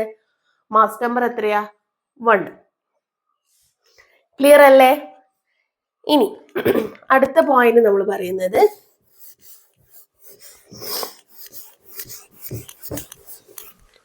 നമ്മൾ പറഞ്ഞു കത്തുന്ന വാതകമാണ്, അല്ലെ ജ്വലിക്കുന്ന വാതകമാണ് ആര്? ഹൈഡ്രജൻ എന്ന് പറയുന്നത്. അപ്പം നമ്മളെ ബഹിരാകാശത്തൊക്കെ ഒരുപാട് പഠനങ്ങളൊക്കെ നടത്താറുണ്ട്, അല്ലെ അന്തരീക്ഷ പഠനങ്ങളൊക്കെ നടത്താറുണ്ട്. അപ്പൊ ആ അന്തരീക്ഷ പഠനങ്ങളൊക്കെ നടത്താൻ വേണ്ടിയിട്ട് നമ്മൾ ബലൂണുകൾ യൂസ് ചെയ്യാറുണ്ട് അല്ലെ. അങ്ങനെ അന്തരീക്ഷ പഠനങ്ങൾക്ക് ഉപയോഗിക്കുന്ന ബലൂണുകളില് സാധാരണ ഹൈഡ്രജൻ എന്ന് പറയുന്ന വാതകം നിറയ്ക്കാറില്ല. എന്താ? സാന്ദ്രതയൊക്കെ കുറവുള്ളത് കൊണ്ട് തന്നെ ഹൈഡ്രജൻ വേഗം പൊന്തിപ്പോവും അല്ലെ. പക്ഷെ എന്ത് ചെയ്യുന്നില്ല? അന്തരീക്ഷ പഠനങ്ങൾക്ക് ഉപയോഗിക്കുന്ന ബലൂണുകളിൽ ഒന്നും എന്താ? ഹൈഡ്രജൻ യൂസ് ചെയ്യാറേ ഇല്ല. എന്തുകൊണ്ടാ? അവിടെ യൂസ് ചെയ്യുന്ന വാതകം എന്ന് പറയുന്നത് ഹീലിയമാണ്. അന്തരീക്ഷ പഠനങ്ങൾക്ക് ഉപയോഗിക്കുന്ന ബലൂണുകളിൽ ഉപയോഗിക്കുന്ന വാതകം എന്ന് പറയുന്നത് ഹീലിയമാണ്. അവിടെ ഹൈഡ്രജൻ യൂസ് ചെയ്യാറില്ല. എന്തുകൊണ്ടായിരിക്കും ഹൈഡ്രജൻ ഉപയോഗിക്കാത്തത്? ഹൈഡ്രജൻ എന്ന് പറയുന്നത് എന്താ? ഭാവിയുടെ ഇന്ധനാണ്, മലിനീകരണം വളരെ കുറവുള്ള ഇന്ധനാണ്. പക്ഷെ അങ്ങനെയാണ് ഹൈഡ്രജൻ യൂസ് ചെയ്താൽ പോരെ അവിടെ. എന്തുകൊണ്ട് അവിടെ ഉപയോഗിക്കുന്നില്ല? എന്തുകൊണ്ടാന്ന് വെച്ചാല് ഉയരം കൂടുന്തോറും എന്താണ്? മുകളിലോട്ട് ഇങ്ങനെ പോവല്ലേ. അപ്പൊ അവിടേക്ക് പോകുന്തോറും എന്താണ്? ചൂട് എന്ത് ചെയ്യും? കൂടും അല്ലെ. ചൂട് കൂടും. അപ്പൊ എന്താണ്? ഹൈഡ്രജൻ എന്ത് ചെയ്യും? ഓട്ടോമാറ്റിക്കലി ഹൈഡ്രജൻ കത്തും. അപ്പൊ അങ്ങനെ ഹൈഡ്രജൻ കത്തുമ്പോ എന്താണ്? ആ പഠനം അവിടെ നടക്കാതിരിക്കില്ലേ? ബലൂൺ ഉപയോഗിച്ചിട്ട് കാര്യമില്ലല്ലോ. കാരണം എന്താ? ഹൈഡ്രജൻ എന്ന് പറയുന്നത് എന്താ? ഒരു കത്തുന്ന വാതകമാണ്. അതുകൊണ്ടാണ് നമ്മൾ അന്തരീക്ഷ പഠനങ്ങൾക്ക് ഉപയോഗിക്കുന്ന ബലൂണുകളിൽ ഹൈഡ്രജൻ ഉപയോഗിക്കാത്തത്. പകരം ഹീലിയം ഉപയോഗിക്കുന്നത് ഈ ഒരു കാരണം കൊണ്ടാണ്. ഒന്ന് ഓർത്ത് വെച്ചേക്കാം. ഓക്കെ. അപ്പൊ നമ്മൾ പറഞ്ഞു ലോഹ സ്വഭാവം കാട്ടുന്ന അലോഹമാണ് ആര്? ഹൈഡ്രജൻ എന്ന് പറഞ്ഞു. അതേപോലെ ഇലക്ട്രോണിന്റെ നമ്മൾ ഇലക്ട്രോണും ന്യൂട്രോണിന്റെ ഒക്കെ കാര്യങ്ങൾ പറഞ്ഞില്ലേ. അപ്പം ഹൈഡ്രജന്റെ ഇലക്ട്രോൺ വിന്യാസം ഒന്ന് ഓർത്ത് വെച്ചേക്ക. 1s1 ആണ് എന്ത് ഹൈഡ്രജന്റെ ഇലക്ട്രോൺ വിന്യാസം.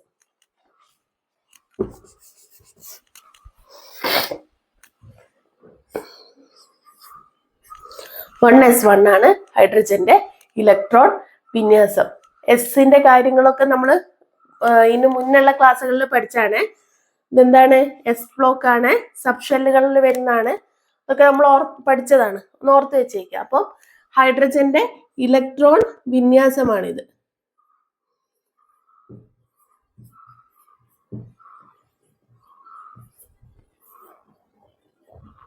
ഇലക്ട്രോൺ വിന്യാസം. ഓക്കെ, അപ്പൊ ക്ലിയർ ആണല്ലോ.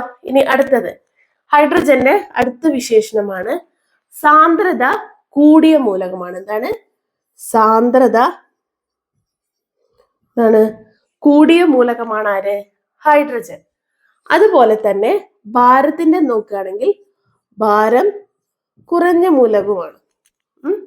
സാന്ദ്രത കൂടിയ മൂലകമാണ് ഹൈഡ്രജൻ, അതേപോലെ ഭാരം കുറവുമാണ്. അതുകൊണ്ട് തന്നെ പെട്ടെന്ന് പൊന്തിപ്പോവും ആ വാതകം. അപ്പൊ നമ്മള് ഇപ്പം ഈ ചെറിയ ഇങ്ങനെ കളിപ്പാട്ടങ്ങളില്ലേ, ഇപ്പൊ ഹൈഡ്രജൻ ബലൂൺ നിറച്ച ഓരോ ഷേപ്പുകളിലുള്ള ബലൂണുകളൊക്കെ കണ്ടില്ലേ? മറ്റുള്ള ബലൂണിനെക്കാട്ടും പെട്ടെന്ന് ഉയർന്നു പോവല്ലേ ചെയ്യുക. കാരണം എന്താ വെച്ചാൽ ഈ ഹൈഡ്രജന് ഭാരം കുറവാണ്. അതുകൊണ്ട് തന്നെ അത് എന്ത് ചെയ്യും? പെട്ടെന്ന് മുകളിലേക്ക് പോവും. ഇനി അടുത്ത പോയിന്റ് നമ്മൾ പഠിക്കേണ്ടത് എന്താന്ന് വെച്ചാൽ, നമ്മൾ പറഞ്ഞു പ്രപഞ്ചത്തില് ഏറ്റവും കൂടുതൽ കാണുന്ന മൂലകം എന്ന് പറയുന്നത് ഏതാണ്? ഹൈഡ്രജൻ ആണ്. പ്രപഞ്ചത്തില് ഏറ്റവും കൂടുതൽ കാണപ്പെടുന്ന മൂലകമാണ് ആര്? ഹൈഡ്രജൻ. അതേപോലെ തന്നെ സൂര്യൻ, നക്ഷത്രങ്ങള് അങ്ങനെയുള്ള ഇവയിലൊക്കെ ആരാണ് കൂടുതലുള്ളത്? ഈ ഹൈഡ്രജൻ ആണ് എന്ത് ചെയ്യുന്നുള്ളത്? കൂടുതലായിട്ട് ഉൾക്കൊള്ളുന്ന വാതകം. ക്ലിയർ ആണോ? അപ്പം സാന്ദ്രത കുറവാണ്, അതേപോലെ സാന്ദ്രത കൂടുതലാണ്, ഭാരം കുറവാണ്, പ്രപഞ്ചത്തിൽ ഏറ്റവും കൂടുതൽ കാണപ്പെടുന്ന മൂലകമാണ്. അതേപോലെ സൂര്യൻ, നക്ഷത്രങ്ങളിലൊക്കെ എന്താണ് കൂടുതൽ കാണപ്പെടുന്ന വാതകമാണ് ഇത്? ഹൈഡ്രജൻ. ക്ലിയർ ആണല്ലോ. ഇനി അടുത്തത് ഹൈഡ്രജനെ കുറിച്ച് നമ്മൾ പറഞ്ഞു അല്ലെ. ഇനി അടുത്ത ഒരു പോയിന്റ് നിങ്ങൾ ഓർത്തു വെക്കേണ്ടതാണ്. എല്ലാ ആസിഡുകളിലെയും പൊതു ഘടകമാണ് ആര്? ഹൈഡ്രജൻ. ഹൈഡ്രജൻ എന്ന് പറയുന്നത് എല്ലാ ആസിഡുകളിലെയും പൊതു ഘടകമാണ്. എല്ലാ ആസിഡിലും ആരുണ്ടാവും? ഹൈഡ്രജൻ ഉണ്ടാവും. അപ്പം ഹൈഡ്രോക്ലോറിക് ആസിഡ്, സൾഫ്യൂരിക് ആസിഡ്, അപ്പൊ ഇതെടുത്താൽ എന്താണ്? എല്ലാ ആസിഡിലെയും പൊതു ഘടകമാണ് ആര്? ഹൈഡ്രജൻ. ക്ലിയർ? കലോറിക് മൂല്യം കൂടുതലുള്ള ഇന്ധനമാണ് ആര്? ഹൈഡ്രജൻ. കലോറിക മൂല്യം കൂടുതലുള്ള ഇന്ധനമാണ്. കലോറിക മൂല്യം കൂടുതലുള്ള ഇന്ധനമാണ് ആര്? ഹൈഡ്രജൻ. എന്താണ് കലോറിക മൂല്യം? കലോറിക മൂല്യം എന്ന് പറഞ്ഞിട്ടുണ്ടെങ്കിൽ ഒരു യൂണിറ്റ് മാസ് ഇന്ധനം, ശ്രദ്ധിക്കുക, ഒരു യൂണിറ്റ്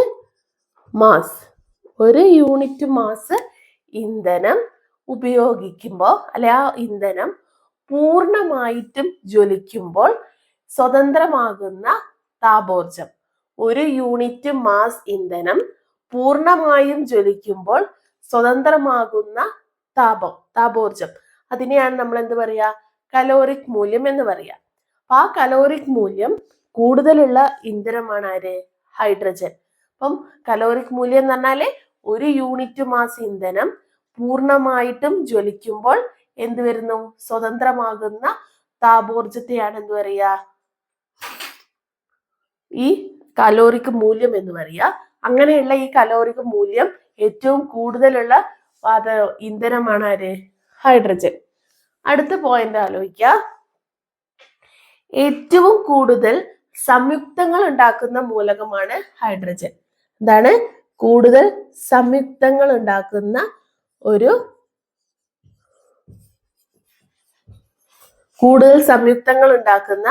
മൂലകമാണ് ആര്? ഹൈഡ്രജൻ. ഹൈഡ്രജന്റെ ഏറ്റവും വലിയൊരു സംയുക്തമാണ് ആര്? ജലം, അല്ലെ? ഇനി അടുത്തത് നമ്മൾ പറയുന്നത് ഹൈഡ്രജൻ. ഹൈഡ്രജന്റെ ലാമ്പുകൾ ഉണ്ട് അല്ലെ? ഹൈഡ്രജൻ ലാമ്പുകൾ പുറപ്പെടുവിക്കുന്ന നിറം എന്ന് പറയുന്നത് ഏതാണ്? നീലയാണ്. ഹൈഡ്രജൻ ലാമ്പുകൾ പുറപ്പെടുവിക്കുന്ന നിറം നീലയാണ്. അപ്പം ഏറ്റവും കൂടുതൽ സംയുക്തങ്ങൾ ഉണ്ടാക്കുന്ന മൂലകമാണ് ആര്? ഹൈഡ്രജൻ, അല്ലെ? ഇനി അടുത്ത പോയിന്റ് ഓർക്കേണ്ടത് നമ്മള് മുട്ടല്ലേ, ഈ മുട്ട. അപ്പം ഈ ചീഞ്ഞ മുട്ടയുടെ ഗന്ധം നമുക്ക് അനുഭവപ്പെടുന്ന ഹൈഡ്രജൻ അടങ്ങിയിട്ടുള്ള ഒരു വാതകമുണ്ട്. ആ വാതകമാണ് ആര്? Hydrogen sulphide. എക്സാമിനൊക്കെ പ്രീവിയസ് ക്വസ്റ്റ്യൻ പേപ്പറിലൊക്കെ കണ്ടിട്ടുള്ള ഒരു ക്വസ്റ്റ്യൻ ആണ്, അതാണ് എടുത്തിട്ടത്. ഹൈഡ്രജൻ സൾഫൈഡിന്റെ പ്രത്യേകത എന്താണ്? ചീഞ്ഞ മുട്ടയുടെ ഗന്ധം പുറപ്പെടുവിക്കുന്ന ഹൈഡ്രജൻ അടങ്ങിയിട്ടുള്ള ഒരു വാതകമാണ് ആര്? Hydrogen sulphide. എന്താണ്? ചീഞ്ഞ മുട്ടയുടെ ഗന്ധം പുറപ്പെടുവിക്കുന്ന ഹൈഡ്രജൻ അടങ്ങിയിട്ടുള്ള വാതകമാണ് ആര്? Hydrogen sulphide. ക്ലിയർ ആണല്ലോ? അടുത്ത പോകുന്നത് നമ്മൾ ഹൈഡ്രജനെ കുറിച്ചാണല്ലോ പഠിക്കുന്നത്. അപ്പൊ നമുക്ക് ഓക്സിജൻ വ്യാവസായികമായിട്ട് ഉണ്ടാക്കുന്ന പ്രക്രിയ എന്താണെന്നൊക്കെ പറഞ്ഞു. അതേപോലെ ഹൈഡ്രജനെയും നമുക്ക് വ്യാവസായികമായിട്ട് നിർമ്മിക്കാൻ പറ്റും. ആ ഒരു പ്രക്രിയയെ പറയുന്ന പേരാണ് ബോഷ് പ്രക്രിയ. എന്താണ്? ബോഷ് പ്രക്രിയ. ബോഷ് പ്രക്രിയയുടെ പ്രത്യേകത എന്താണ്? ഹൈഡ്രജനെ വ്യാവസായികമായിട്ട് ഉണ്ടാക്കുന്ന അല്ലെ വ്യാവസായികമായി നിർമ്മിക്കുന്ന ആ ഒരു പ്രക്രിയയാണ് എന്താണ്? ബോഷ് പ്രക്രിയ. ഇനി വനസ്പതി ഇല്ലേ, ഈ വനസ്പതിയുടെ നിർമ്മാണത്തിന് ഉപയോഗിക്കുന്ന മൂലകമാണ് ആര്? ഹൈഡ്രജൻ. എന്താണ്? വനസ്പതിയുടെ നിർമ്മാണത്തിന് വേണ്ടിയിട്ട് ഉപയോഗിക്കുന്ന വാതകമാണ് ഇത് ഹൈഡ്രജൻ എന്ന് പറയുന്നത്. എങ്ങനെയാണെന്ന് വെച്ചാല് നമ്മളെ സസ്യ എണ്ണയിലൂടെ ഈ ഹൈഡ്രജൻ കടത്തിവിട്ടിട്ടാണ് വനസ്പതി നിർമ്മിക്കുന്നത്. സസ്യ എണ്ണയിലൂടെ ഹൈഡ്രജൻ കടത്തിവിട്ടിട്ടാണ് ഈ വനസ്പതി നിർമ്മിക്കുന്നത്. അതുകൊണ്ടാണ് വനസ്പതിയുടെ നിർമ്മാണത്തിന് ഉപയോഗിക്കുന്ന വാതകമാണ് ഇത് ഹൈഡ്രജൻ എന്ന് പറയുന്നത്. കഴിഞ്ഞിട്ടില്ല, ഹൈഡ്രജനെ നമ്മൾ ബ്ലീച്ചിങ് ഏജന്റ് ആയിട്ട് യൂസ് ചെയ്യാറുണ്ട്. ബ്ലീച്ചിങ്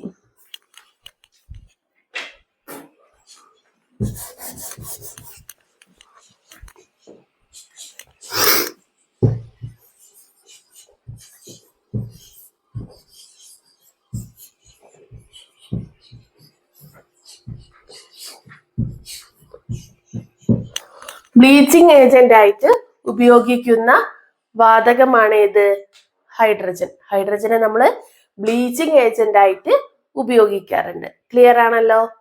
ഇനി നമ്മൾ അടുത്ത പഠിക്കുന്നത്, നമ്മൾ പറഞ്ഞു പ്രപഞ്ചത്തിലെ ഏറ്റവും കൂടുതലുള്ള മൂലകമാണ് ആര്?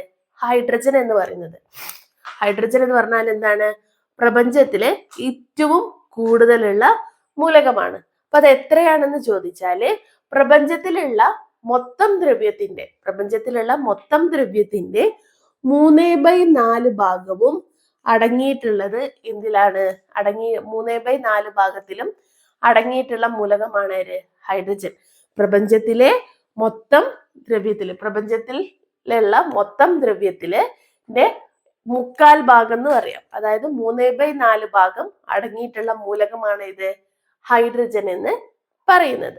ക്ലിയർ ആണല്ലോ? ഇനി നമ്മൾ അടുത്തത് പഠിക്കേണ്ടത് ഹൈഡ്രജന് ഖരമായി മാറുന്ന ടെമ്പറേച്ചർ, അതേപോലെ ഹൈഡ്രജൻ ദ്രാവകമായി മാറുന്ന ടെമ്പറേച്ചറും ഒന്ന് അറിഞ്ഞിരിക്കണം. എക്സാമിന് ചോദിച്ചു കാണാറുണ്ട്. ഹൈഡ്രജൻ ഖരമായി മാറുന്ന താപനില എന്ന് പറയുന്നത് -259 ഡിഗ്രി സെൽഷ്യസ് അല്ലെങ്കിൽ -434 ഡിഗ്രി ഫാരൻഹീറ്റ് ആണ്.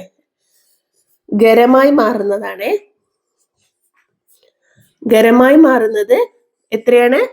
-259 ഡിഗ്രി സെൽഷ്യസ്, അല്ലെങ്കിൽ അത് ഫാരൻഹീറ്റിൽ പറയുകയാണെങ്കിൽ -434 ഡിഗ്രി ഫാരൻഹീറ്റ്. ഹൈഡ്രജൻ എന്തായി മാറുന്നതാണിത്? ഖരമായി മാറുന്നതാണ്. ക്ലിയർ ആണല്ലോ. ഇനി അതുപോലെ തന്നെ ഹൈഡ്രജൻ ദ്രാവകമായി മാറുന്ന താപനിലയും അല്ലെ ആ ടെമ്പറേച്ചറും ഓർത്തിരിക്കണം. അതെന്ന് പറയുന്നത് -253 ഡിഗ്രി സെൽഷ്യസ്, അല്ലെങ്കിൽ നമ്മൾ ഫാരൻഹീറ്റിൽ പറയുകയാണെങ്കിൽ എത്ര വരും? -423. എത്രയാണ്? -423 ഡിഗ്രി ഫാരൻഹീറ്റ് ആണ് എന്ത്? ദ്രാവകമായി മാറുന്നത്. ദ്രാവകമായിട്ട് മാറുന്ന താപനില എന്ന് പറയുന്നത് -253 ഡിഗ്രി സെൽഷ്യസ് അല്ലെങ്കിൽ -423 ഡിഗ്രി ഫാരൻഹീറ്റ് ആണ്.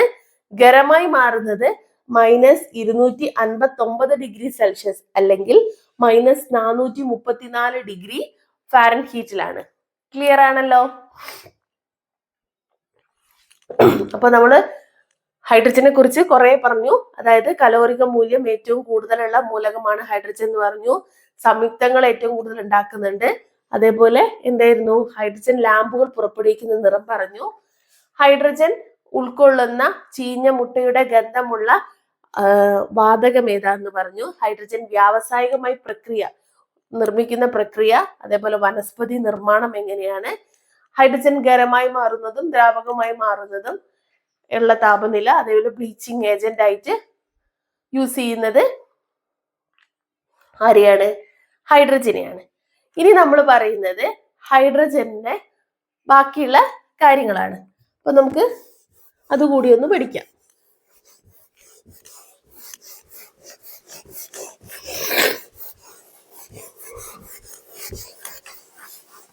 അപ്പൊ നമ്മളിപ്പോ പറഞ്ഞു ഹൈഡ്രജനെ കുറിച്ച് പറഞ്ഞപ്പോ നമ്മൾ പറഞ്ഞു ഹൈഡ്രജൻ എന്ന് പറയുന്നത് എന്താണ്? ഭാവിയുടെ ഇന്ധനമാണ്, അതേപോലെ മലിനീകരണം കുറവുള്ള മൂലകമാണെന്നൊക്കെ പറഞ്ഞു.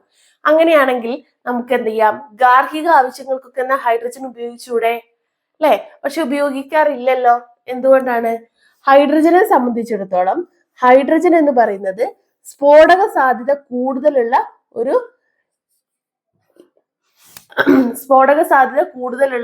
ഒരു ഇന്ധനമാണ്. അപ്പൊ എന്താണ്? സ്ഫോടക സാധ്യത കൂടുതലാണ് ആർക്ക്? ഹൈഡ്രജന്. അപ്പം ഈ സ്ഫോടക സാധ്യത കൂടുതലുള്ളത് കൊണ്ടാണ് ഗാർഹിക ഉപയോഗങ്ങൾക്ക് ആരുപയോഗിക്കാത്തത്? ഹൈഡ്രജന് ഉപയോഗിക്കാത്തത്.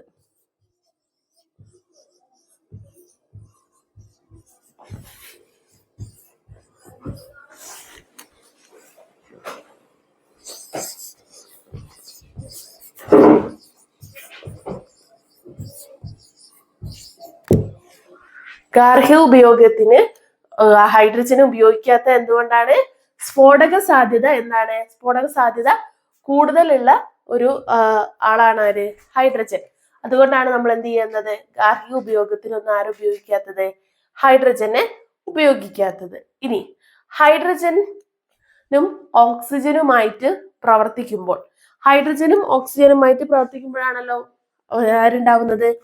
ജലം ഉണ്ടാവുന്നത് അല്ലെ? അതായത് 2H2 plus O2 gives എന്താ കിട്ടുക? 2H2O അല്ലെ? പ്ലസ് ആരും കൂടെ വരും? ഹീറ്റും അല്ലെ? 2H2 plus O2 gives 2H2O വരും. എന്ത് വരും? 2H2 O2 gives H2O plus heat വരും അല്ലെ? അതായത് എന്താണ്? ഹൈഡ്രജനും ഓക്സിജനുമായിട്ട് പ്രവർത്തിക്കുമ്പോൾ ആരുണ്ടാവും? വാട്ടർ ഉണ്ടാവും അല്ലെ? അതിന്റെ കൂടെ വേറൊരാളും കൂടെ ഉണ്ടാവുമല്ലോ, ഹീറ്റ്. എന്താണ്? താപവും അവിടെ എന്ത് ചെയ്യും? റിലീസ് ചെയ്യും. അതുകൊണ്ട് തന്നെ ഈ ഹൈഡ്രജനും ഓക്സിജനുമായി പ്രവർത്തിക്കുന്നത് എന്ത് പ്രവർത്തനമാണ്? ഒരു താപമോചക പ്രവർത്തനമാണ്. ഹൈഡ്രജനും ഓക്സിജനുമായിട്ട് പ്രവർത്തിക്കുന്നത് എന്താണ്? ഒരു താപമോചക പ്രവർത്തനമാണെന്ന് നമുക്ക് പറയാം. താപമോചക പ്രവർത്തനം എന്ന് പറഞ്ഞാൽ താപത്തിനെ റിലീസ് ചെയ്യുന്നത് കേട്ടോ. താപമോചക പ്രവർത്തനമാണ് ഇത് ഈ ഹൈഡ്രജനും ഓക്സിജനുമായിട്ട് പ്രവർത്തിക്കുന്നത്. ഇനി അടുത്തൊരു പോയിന്റ് എന്ന് പറയുന്നത് നമ്മൾ പറയലുണ്ട് ഹൈഡ്രജൻ എന്ന് പറയുന്നത് എന്താണ്, ഒരു സംയുക്ത, ഏറ്റവും കൂടുതൽ സംയുക്തങ്ങളൊക്കെ ഉണ്ടാക്കാൻ വേണ്ടിയിട്ട് ഉണ്ടാക്കുന്ന ഒരു മൂലകമാണ് ഹൈഡ്രജൻ എന്ന് പറയുന്നത്. അതുകൊണ്ട് തന്നെ പിന്നെ അതേപോലെ തന്നെ ഹൈഡ്രജൻ വ്യാവസായികമായി നിർമ്മിക്കുന്ന പ്രക്രിയ എന്ന് പറയുന്നത് എന്താണ്, ബോഷ് പ്രക്രിയ എന്നാണ്. അവിടെ മാത്രമല്ല ഹൈഡ്രജൻ ഉപയോഗിക്കുന്നത്, നമ്മളെ അമോണിയ,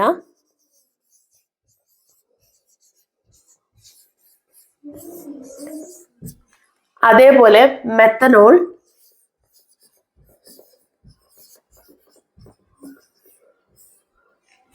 ഇവയുടെയൊക്കെ വ്യാവസായിക നിർമ്മാണത്തിന് വേണ്ടി ഉപയോഗിക്കുന്ന ഒരു മൂലകമാണ് ആര്, ഹൈഡ്രജൻ.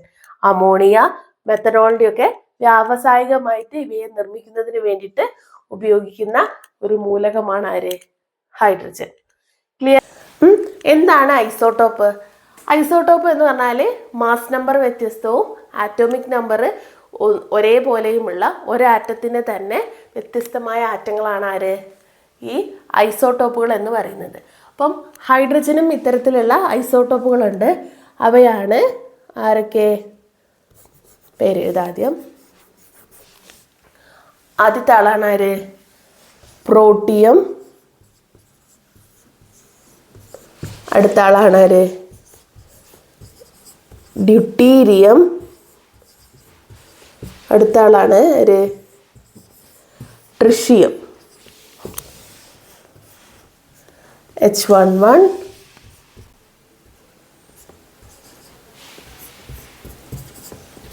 ഇങ്ങനെയാണ് ഉണ്ടാവുക. അതായത് മാസ് നമ്പറിൽ വ്യത്യസ്തം ഉണ്ടാവും, അതിൻ്റെ ആറ്റോമിക് നമ്പർ എന്തായിരിക്കും, സെയിം ആയിരിക്കും. അപ്പം ഹൈഡ്രജൻ്റെ ഐസോട്ടോപ്പുകളാണ് ആരൊക്കെ? Protium, deuterium, tritium. ഓക്കെ. ഇനി ഇവയ്ക്കൊക്കെ ഓരോ പ്രത്യേകതകളുണ്ട്. ഹൈഡ്രജനിലെ ന്യൂട്രോൺ ഇല്ലാത്ത ഹൈഡ്രജൻ്റെ ഐസോട്ടോപ്പ്, ന്യൂട്രോൺ ഇല്ലാത്ത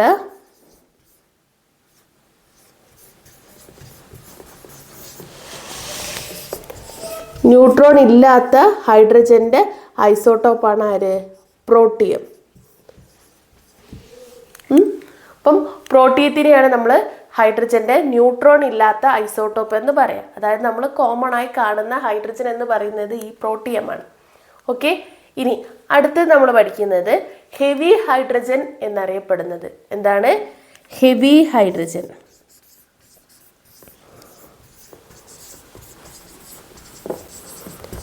ഹെവി ഹൈഡ്രജൻ എന്നറിയപ്പെടുന്നത് ആരാണ്? ഹെവി ഹൈഡ്രജൻ എന്നറിയപ്പെടുന്ന ഹൈഡ്രജന്റെ ഐസോട്ടോപ്പാണ് ആര്? ഡ്യൂട്ടീരിയം. ഹെവി ഹൈഡ്രജൻ എന്നറിയപ്പെടുന്ന ഹൈഡ്രജന്റെ ഐസോട്ടോപ്പാണ് ആര്? ഡ്യൂട്ടീരിയം. ഇനി റേഡിയോ ആക്റ്റീവായ ഹൈഡ്രജന്റെ ഐസോട്ടോപ്പ് ആരാണ്? റേഡിയോ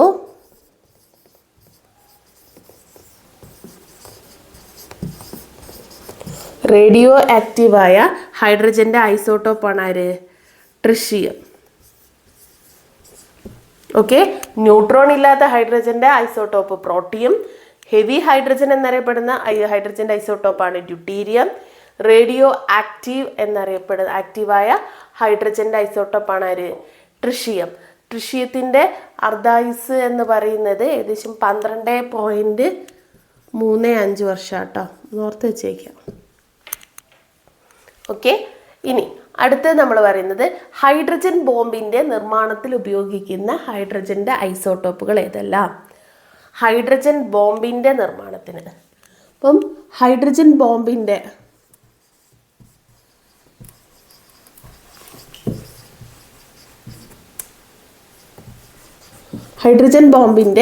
നിർമ്മാണത്തിന് ഉപയോഗിക്കുന്ന ഹൈഡ്രജന്റെ ഐസോട്ടോപ്പുകളാണ് ആരൊക്കെ? പ്രോട്ടിയവും അതേപോലെ ആരാണ്? ഡ്യൂട്ടീരിയവും. ഓക്കെ. അപ്പം ഹൈഡ്രജൻ ബോംബിന്റെ നിർമ്മാണത്തിന് വേണ്ടി ഉപയോഗിക്കുന്ന ഹൈഡ്രജന്റെ ഐസോട്ടോപ്പുകളാണ് ആരൊക്കെ? ഡ്യൂട്ടീരിയവും ആര്? ട്രിഷിയാണ്. ഡ്യൂട്ടീരിയവും ട്രിഷിയവും ഞാൻ എഴുതിയപ്പോൾ മാറിപ്പോയതാണ്. ഹൈഡ്രജൻ ബോംബിന്റെ നിർമ്മാണത്തിന് ഉപയോഗിക്കുന്ന ഹൈഡ്രജന്റെ ഐസോട്ടോപ്പുകളാണ് ഇതൊക്കെ? ട്രിഷിയം അതേപോലെ ഡ്യൂട്ടീരിയം. ക്ലിയർ ആണല്ലോ. ഇനി സൂപ്പർ ഹെവി വാട്ടർ എന്നറിയപ്പെടുന്ന, ഇതാരാണെന്നാണ് അടുത്ത പഠിക്കേണ്ടത്. സൂപ്പർ, ഈ ഭാഗം വായിക്കുന്നുണ്ട്.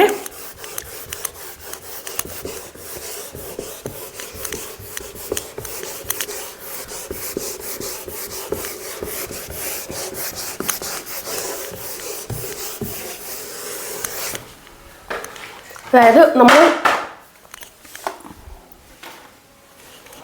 ഇപ്പം കോമൺ ആയിട്ട് കാണുന്ന ഹൈഡ്രജൻ എന്ന് പറയുന്നത് ഏതാണ്? ഡ്യൂട്ടീരിയമാണ് അല്ലേ? അപ്പം അതേപോലെ തന്നെ ഹൈഡ്രജൻ്റെ നിർമ്മാണത്തിന് ഉപയോഗിക്കുന്ന ഹൈഡ്രജൻ്റെ ഐസോട്ടോപ്പുകളാണ് ആരൊക്കെ? ഡ്യൂട്ടീരിയവും അതേപോലെ ട്രിഷിയവും അല്ലേ? ഇനി ട്രിഷിയം ഓക്സൈഡ് ഉണ്ട്. ആരാണ്? Tritium oxide.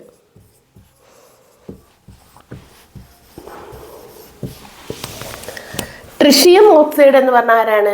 Super heavy water എന്നറിയപ്പെടുന്ന ആരാണ്? Super heavy water. Super heavy water എന്നറിയപ്പെടുന്ന ആളാണ് ആര്? Tritium oxide. ക്ലിയർ ആണോ? ഇനി അതേപോലെ തന്നെ ഘനജലം.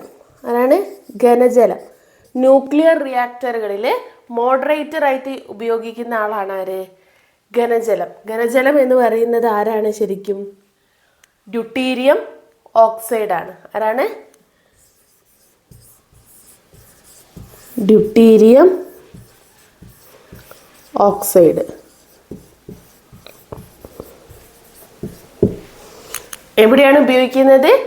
മോഡറേറ്ററുകൾ, അതായത് ന്യൂക്ലിയർ റിയാക്ടറുകളിൽ മോഡറേറ്ററായിട്ട് ഉപയോഗിക്കുന്ന ഹൈഡ്രജൻ്റെ ഐസോട്ടോപ്പ് അടങ്ങിയ ആളാണ് ആര്?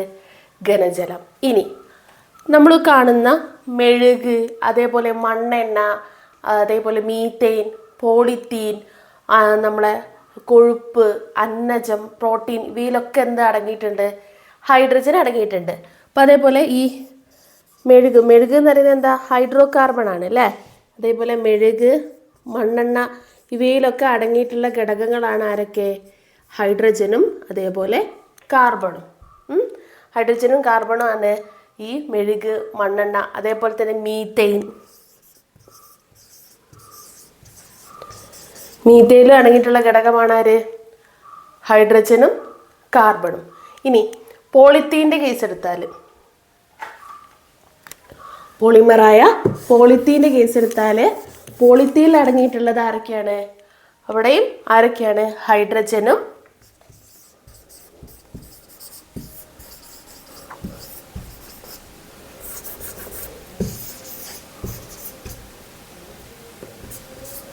ഇവിടെ അടങ്ങിയിട്ടുള്ള ഘടകങ്ങൾ ആരൊക്കെയാണ്? ഹൈഡ്രജനും അതേപോലെ തന്നെ വേറെ ആരാണ്?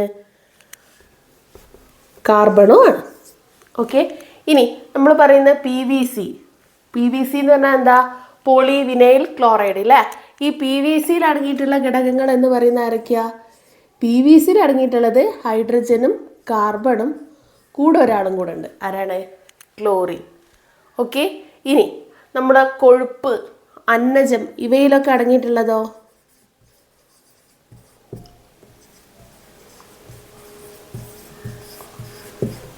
ഇവയിലൊക്കെ അടങ്ങിയിട്ടുള്ള ആരാണ്? ഇവയിലൊക്കെ അടങ്ങിയിട്ടുള്ളത് ഹൈഡ്രജനും കാർബണും കൂടി ആരും കൂടെ ഉണ്ടാവും? ഓക്സിജൻ ഉണ്ടാവും. പക്ഷേ പ്രോട്ടീൻ വരുമ്പം, പ്രോട്ടീൻ്റെ കേസിൽ പറയുമ്പം അവിടെ ഹൈഡ്രജൻ ഉണ്ടാവും, കാർബൺ ഉണ്ടാവും, ഓക്സിജൻ ഉണ്ടാവും, കൂടെ ആരുണ്ടാവും? നൈട്രജനും വരും. ഓക്കെ. അപ്പം നൈട്രജൻ വരുന്നത് എന്താ വെച്ചാൽ പ്രോട്ടീനിൽ അമിനോ ആസിഡ് ഉണ്ട്, അതുകൊണ്ടാണ് ആര്? നൈട്രജനും ഉൾക്കൊള്ളുന്നത്. അപ്പോൾ ഈ ഘടകങ്ങളൊന്ന് ഓർത്ത് വയ്ക്കുക. അപ്പം നമ്മൾ കഴിഞ്ഞ ക്ലാസ്സിൽ പറഞ്ഞിട്ടുണ്ടായിരുന്നു ഹൈഡ്രജൻ ഒരു ബ്ലീച്ചിങ് ഏജൻ്റായിട്ട് ഉപയോഗിക്കുന്നു. ഏതാണെന്ന് വെച്ചാൽ ഹൈഡ്രജനെ ബ്ലീച്ചിങ് ഏജൻ്റായിട്ട് ഉപയോഗിക്കുന്ന സംയുക്തം എന്ന് പറയുന്നത് ഏതാണ്? ഹൈഡ്രജൻ പെറോക്സൈഡ് ആണ്.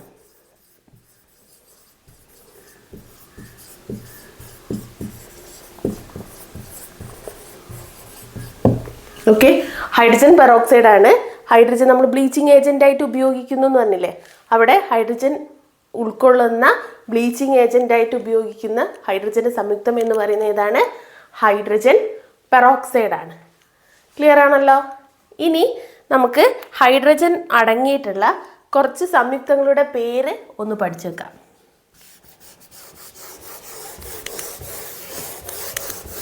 ഈ ഘടകങ്ങളൊക്കെ ഒന്ന് ഓർത്ത് വെച്ചേക്കുക. നമുക്ക് സ്റ്റേറ്റ്മെൻറ്റ് വൈസ് ക്വസ്റ്റ്യൻസ് ഒക്കെ വരുന്നതുകൊണ്ട് നമ്മൾ എല്ലാ ഭാഗത്തു നിന്നും കവർ ചെയ്ത് പോകണം.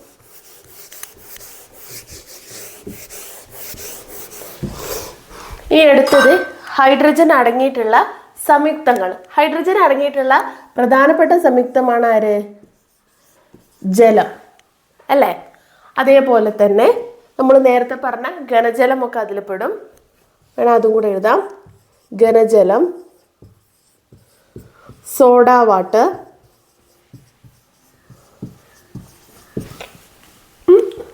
വാട്ടർ, അതേപോലെ ആരാണ്? Dry ice. ഡ്രൈ ഐസ് എന്ന് പറഞ്ഞാൽ ആരാ? സോളിഡ് കാർബൺ ഡയോക്സൈഡ് ആണ്. സോളിഡ് കാർബൺ ഡയോക്സൈഡ് ആണ് ആര്? Dry ice. ഇവയൊക്കെ ഹൈഡ്രജൻ അടങ്ങിയിട്ടുള്ള സംയുക്തങ്ങൾക്ക് ഉദാഹരണമാണ്. ക്ലിയർ ആണല്ലോ? ഇനി നമ്മൾ പറയുന്ന ഒരാളാണ് ഹൈഡ്രജൻ ഓക്സിജൻ ഫ്യൂവൽ സെല്ല്. ആരാണ്? H2O2 fuel cell.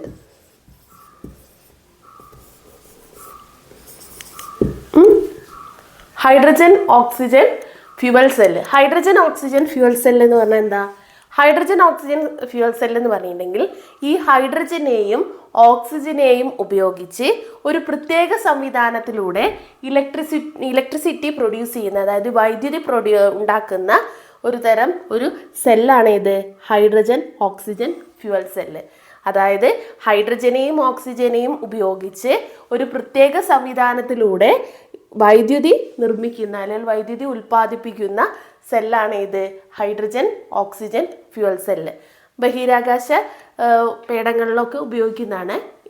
ഇതിൻ്റെ പ്രത്യേകത എന്താ വെച്ചാൽ മലിനീകരണം തീരെ ഉണ്ടാവില്ല.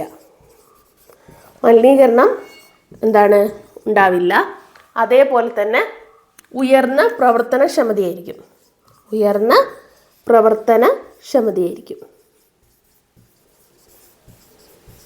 ഓക്കെ.